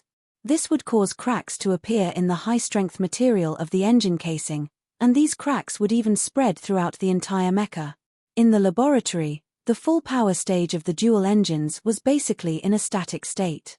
However, in battle, the full power stage would definitely occur during the most intense moments of a battle between military mecha. The instability of the electron jets would be greatly magnified when the mecha was moving at high speed, leading to unexpected consequences. It could be that the engines would simultaneously shut down for self-protection, or it could also be that it would explode. Problems occurring were not scary. After all, this was a new generation of mecha that was epoch-making. Just the adjustments in the laboratory alone could not accomplish everything. The key was to discover the problem. This time, the problem discovered on the planet at the edge of the Bermuda Triangle did not cause the engineers of the engineering department to feel anxious at the start. If there was a problem, there would be a solution. However, when the top engineers of the Federation easily discovered the problem, they were extremely saddened to find that this problem was basically very difficult to solve. Translator, Ruzenji Editor, H2DH2 Mr. Translator, H2DH2 Mr. Editor, H2DH2 Mr. Translator, Ruzenji Editor, H2DH2 Mr. Translator, H2DH2 Mr. Editor, H2DH2 Mr. Translator, Ruzenji Editor, H2DH2 Mr. Translator, H2DH2 Mr. The power source of a mecha was a high-energy battery. The electron jets converted the power in the power source into electron jets that traveled at close to the speed of light. These electrons would then be shot into the space of the engine, where they would be converted into usable energy. Through the mecha's complex transmission system, the mecha would move. The electron jets were the most intricate part of this system, and also the least eye-catching part. The engineering department's design was still based on the old design. From their perspective, the twin engines only added an additional electron jet channel. There was no fundamental difference. No one would have thought that this normally inconspicuous electron jet would become a dangerous bomb in the new MX-type mecha. Reducing the wave interference between the twin engines was easily accomplished by the engineers, but they had no way of completely dissipating this type of interference in such a tight system. As long as there was a single point of interference, those electron beams inside the normally silent electron jets would suddenly become as sensitive as a virgin. They would either turn their heads shyly or run away, or silently stroke a willow, or tear apart their own clothes in anger with a red face. The problem lay within the Z4 electron jets.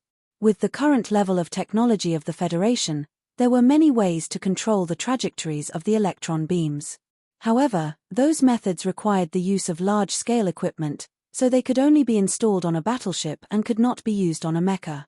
Once the high-speed electron beams diverged, they would enter a kind of vortex state. Under the control of a field, they would flow in all directions.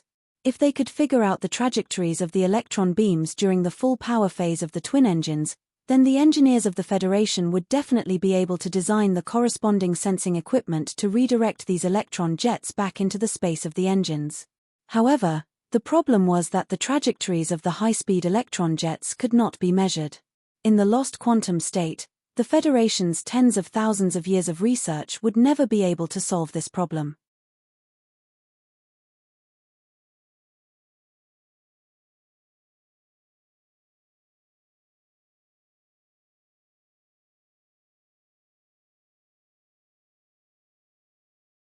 The development of the new generation mecha of the Federation seemed like it would be ruined by this small electron jet.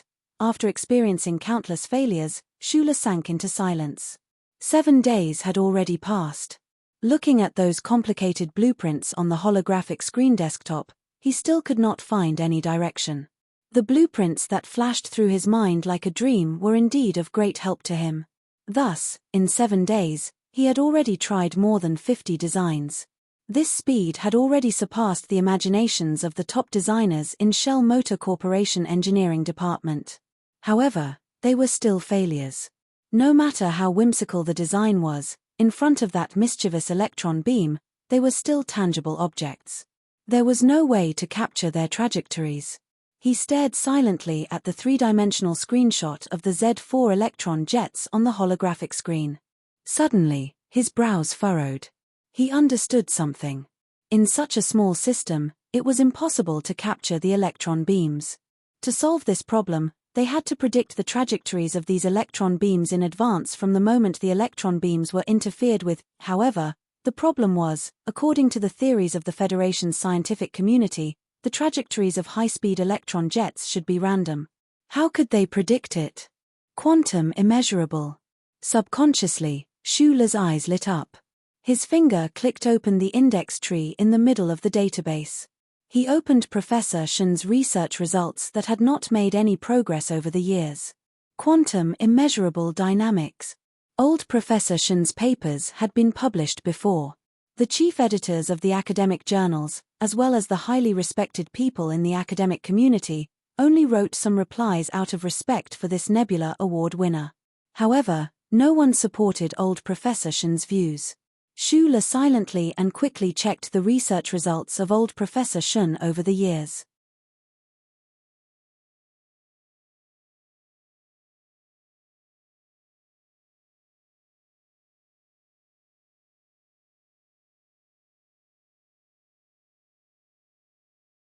His eyes narrowed more and more, and became brighter and brighter. As the scientific community of the Federation said, the unpredictability of quantum dynamics was basically an axiom.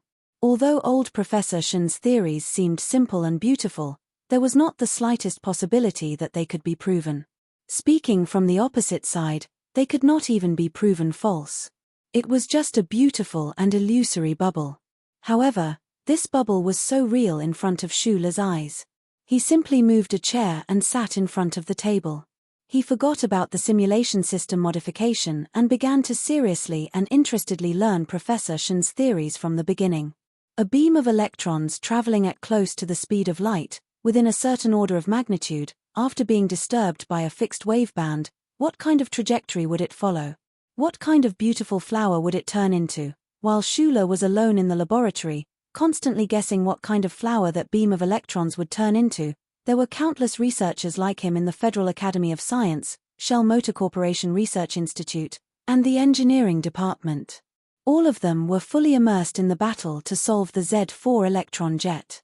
Most people did not know that this problem was related to the Federation's newest generation of military mecha. After experiencing countless failures, many people gave up. However, Shula did not give up. This was because he knew that this was a critical moment for the Federation's newest generation of mecha. Speaking of which, it was strange. It seemed that he had a much higher security clearance in the research institute than the average researcher. However, an unexpected incident disrupted the rhythm of Shula's life. Seeing the man in the military uniform walk into the elevator with a gloomy expression, Shula put out the cigarette in his hand, held it in his hand, and walked into the ward. He looked at the pale and nervous girl on the bed, smiled, and said, "Did your family ask you to go back?"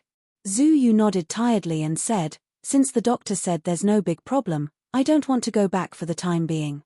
You know, the most important thing for pregnant women is their mood.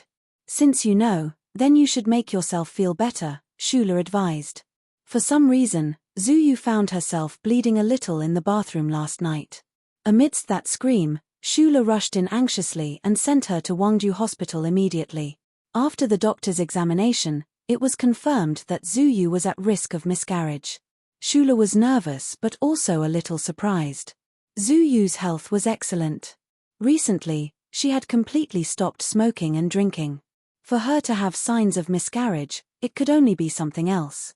Could it be that she was frightened at Linyuan restaurant that day? He looked at Zhu Yu on the bed. After a moment of silence, he said, "I can understand. You're very nervous right now." Zhu Yu stared blankly at the snow-white ceiling above her head. After a while, she said, "You don't understand.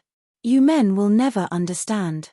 When a mother finds out that once the child in her womb is born, it can only be an illegitimate child pointed at by others, how terrible her mood is." Shula was a careful and sensitive person, but it didn't mean that he could read all the thoughts of the people around him. After hearing these words, he was stunned and his mood became heavy. This was indeed a problem that Zhu Yu and the child in her womb would have to face. If others asked now, he could still say that he was the father of Zhu Yu's child in her womb. But what about the future? The child would grow up eventually, and Shiqing Hai, he still didn't know if he was still alive. Zhu Yu retracted her gaze and looked coldly at Shula. She said, "You said that you would be responsible for me and the child in my womb on behalf of Shiqing Hai.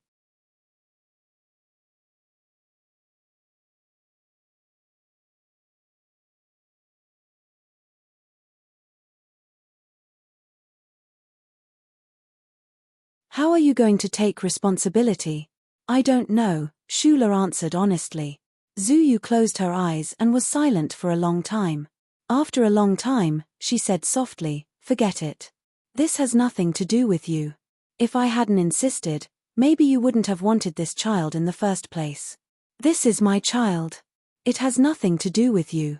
Shula suddenly realized that when he was with Zhu Yu, he would talk more and more. Did this mean that he already saw her as a friend? Looking at the pale-faced Zhu Yu on the bed, his mood suddenly became gloomy. He subconsciously thought of the words he said to Zhong Xiaomeng when they were planning the future. "When the child registers in the future, put my name in the father column." Shula was a guy who didn't hesitate once he made a decision. In this regard, he really didn't act like a 20-year-old young man. He was more like an old man who had weathered the hardships of life and seen through everything. Zhu Yu slowly opened her eyes and looked at him with a very strange gaze. After a while, she said softly, "Are you really crazy? You can pretend to be the child's father, but you're really going to?" Shula smiled and didn't say anything. In the quiet Linyuan of Wangju Hospital, Shula retracted his gaze from upstairs. The lights in Zhu Yu's room were turned off. He stood alone in the darkness. Looking up at the starry sky, he saw 2 bright moons. It wasn't the double moon festival, so there was no ball. He once loved someone, but that person was already dead. He thought in his heart that he would probably never fall in love again. He walked to the trash can and was about to throw in the cigarette but in his hand when he suddenly stopped. Shula slowly tore open the filter and tore the sponge inside one by one. He tore the sponge into a thin and fluffy mess. He thought in his heart, Uncle was right back then. The life of the people in the Federation was indeed like a mess.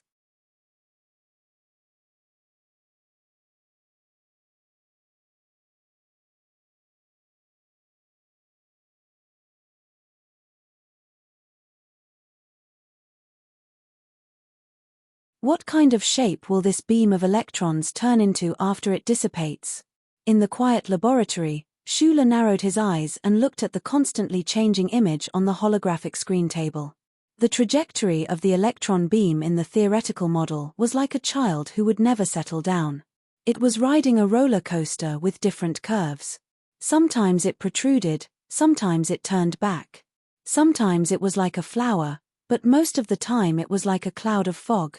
It will turn into a mess. An old voice sounded behind him. An old finger reached over and slowly entered a few extremely unfamiliar parameters into the theoretical calculation model on the holographic screen table. At the same time, a simple formula was added. The finger seemed to have magic.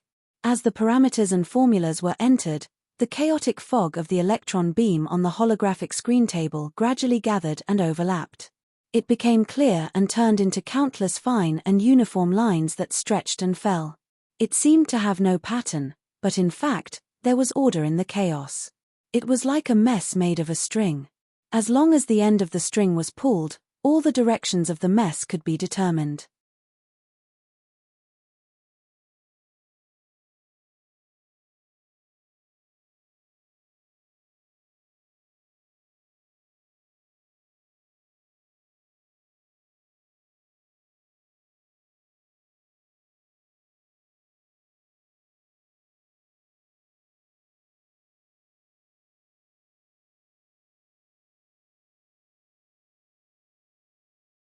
Chapter 175. This was indeed an inconceivable feat today. In Shell Motor Corporation Engineering Department, the Research Institute, and even the Federal Academy of Science, there were countless experts and scholars working hard to solve the problem of the Z4 electron jets. They could not sleep at night, and their food was tasteless. Who would have thought that an old man who had been away from the Federation's academic center for so many years, and who only had the old story of a Nebula Award winner left to him, would be able to solve this problem so easily? The electron beam composition on the screen desktop had gradually stabilized.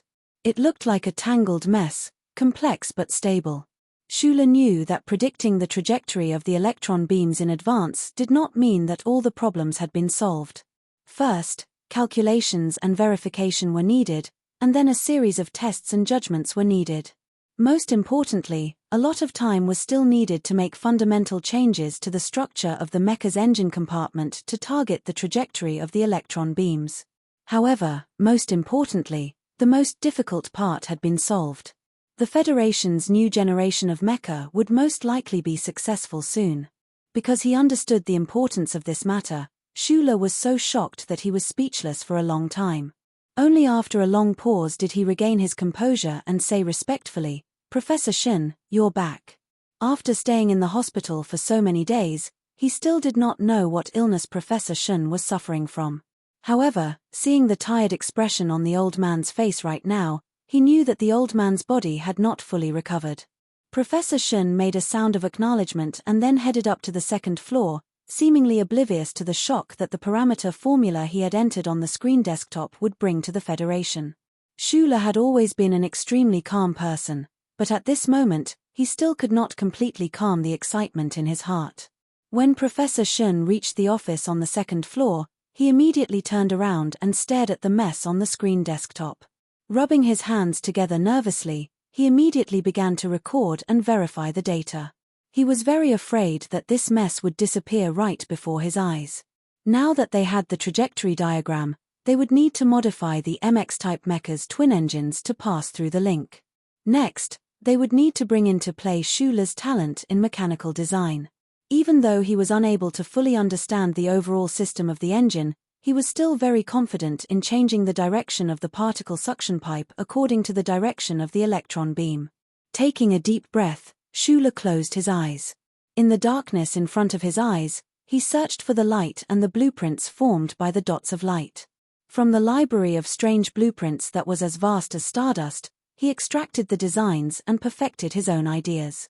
After an unknown amount of time, Schuler carefully looked at the design drawings on the holographic screen desktop and felt a sense of satisfaction. Although he did not immediately solve the problem of the interference of the two engines, he knew that with the help of Professor Shen, he had already set foot on the road to success. The key was Professor Shen. At this moment, his mood was slightly relaxed. Only then did he have the extra energy to turn his confused and shocked eyes back to the second floor. He couldn't help but think, what kind of person is this old professor who hides in the small building and ignores the changes in the Federation? While Schuler was thinking about Professor Shen, this top scientist of the Federation was also facing the holographic screen of the computer, one hand on the crutches in front of him as he pondered about the young civilian second lieutenant downstairs.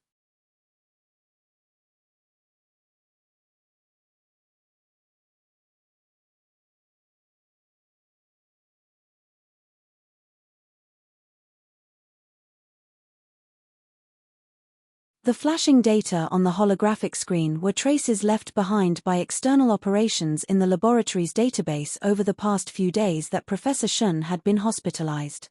It clearly showed that in the recent days, Schuler had been searching through the data index data in the laboratory alone.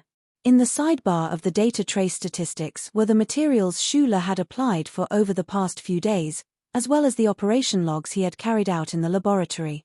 Signal collector. B-section material line? What exactly is this little guy trying to do?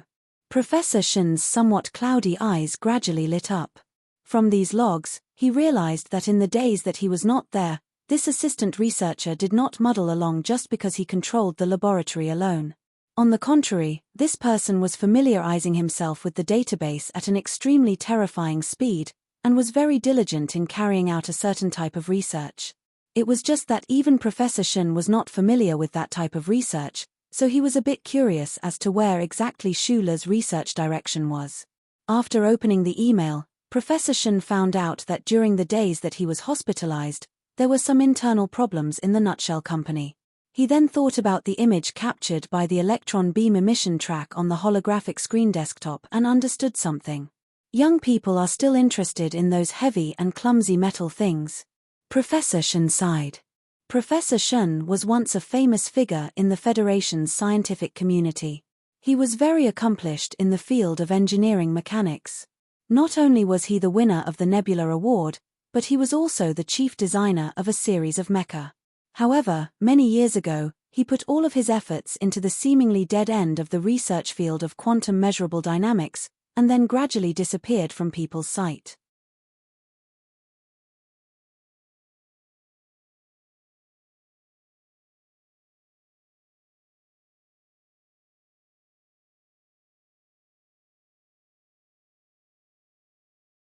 In the last few years of his life, this old professor's research did not make any breakthroughs, but he was not too disappointed. The Federation's tens of thousands of years of history had long proven that in order to make some kind of leap forward in basic theory, it would either require the tireless research of several generations, or even more than 10 generations, or it would require the appearance of a genius like the 5-person team from back then. It was more likely that the researchers would end up with nothing in the end. Professor Shen did not expect to be able to solve the difficult problem of quantum measurable dynamics while he was still alive. He only wanted to use his own heart to research what he believed to be the most important thing to research, and to provide some suggestions or directions for future generations. However, after so many years, the number of researchers following him had dwindled. After being hospitalized a few days ago, this old professor's mood had changed slightly. He knew that God did not have much time left for him, and everything in this laboratory would probably be forgotten after he died. Although his son was also an outstanding scientist in the Federation, the direction of his research was completely different from his own. Moreover, Professor Shen knew very well that his son had always held a suspicious and sad attitude towards his research over the years. If he was not his father, Perhaps his son would have been more direct and sarcastic with his words. Professor Shen looked at the computer screen. Schuller's learning records and the last 3 days of the design were left behind. A glimmer of light gradually appeared on his old face. Every research assistant that followed him had a higher level of authority than the other research assistants in the Husk Institute. This was something that Schuller had never understood. In the past, when those research assistants completed the tasks assigned to them by Professor Shen, they would also carry out some of their own research on a whim.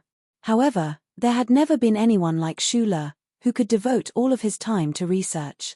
The records on the screen clearly showed how diligent Schuller had been in his work in the past few days when Professor Shen was not around. This was especially true when he saw that Schuller had once entered the index tree in the middle to study the quantum measurable dynamics theory that he was researching. A gratified smile flashed across the old professor's face. He had never seen such a young researcher who could remain so calm in the midst of a monotonous research career. This was an anomaly. In the past 3 days, Schuller had been designing the modification of the mecha's electronic jets.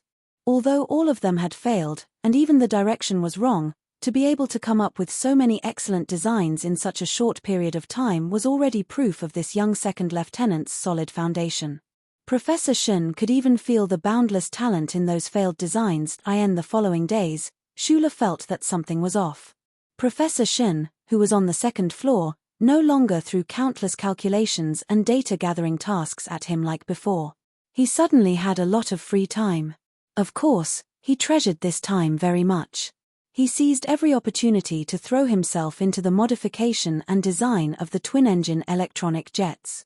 Vaguely, he felt that Professor Shen knew what he was doing and was purposely making time for him. The modification and design of the electronic jets proceeded very smoothly. With the support of Professor Shen's theories, Schuller could be said to have discovered the direction of the Great Path of Light earlier than the other researchers in the Federation. Occasionally thinking about these two matters, Schuller could not help but feel gratitude and respect for the old professor upstairs.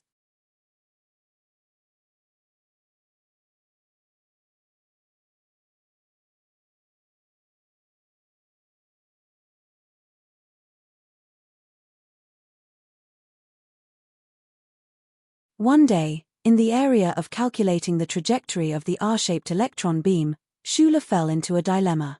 He thought for a long time, then stood up from the holographic screen table and walked towards the second floor. "I've been waiting for you to come find me." Professor Shen sat behind his desk and took off his glasses.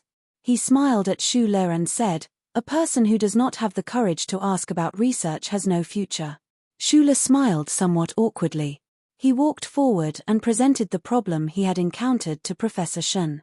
At this time, he noticed that although Professor Shen had been discharged from the hospital for a few days, his body seemed to still be weak. However, the old man's spirit seemed to be more vigorous. "In the last few years of my life, I basically dealt with these tiny particles. The accelerators in the Academy of Sciences are as familiar as my children. But at this moment, I have to admit that the quantum size is still unpredictable." Professor Shen did not immediately discuss the electron beam problem with Schuller. After a moment of silence, he spoke with a hint of loneliness. Schuller paused for a second and felt a slight chill in his heart. But, under certain fixed conditions, the trajectory of quantum dynamics can be vaguely calculated. And as long as the probability is large enough, we can roughly assume that the trajectory is correct. Professor Shen looked calmly at Schuller. His pair of cloudy eyes gradually shone with the light of wisdom. He did not know whether Schuller could understand or not. He only knew that the things he was researching needed a young person to be able to save them for him. Although the young people of today, including Schuller in front of him, may not have much interest in such boring physics knowledge, at least if his hard work could be saved, it would be of some use in the future. There are no problems with the twin engines designed by those fellows in the engineering department.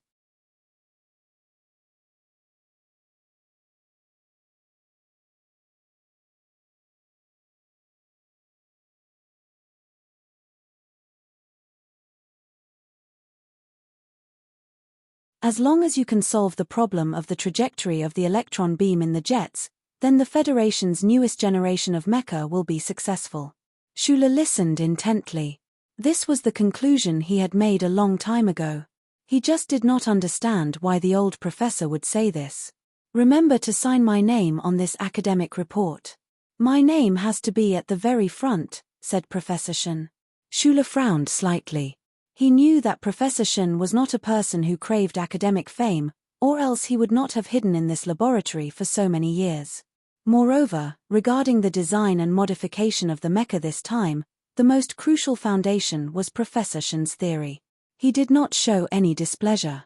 On the contrary, he vaguely understood that Professor Shen was trying to protect him.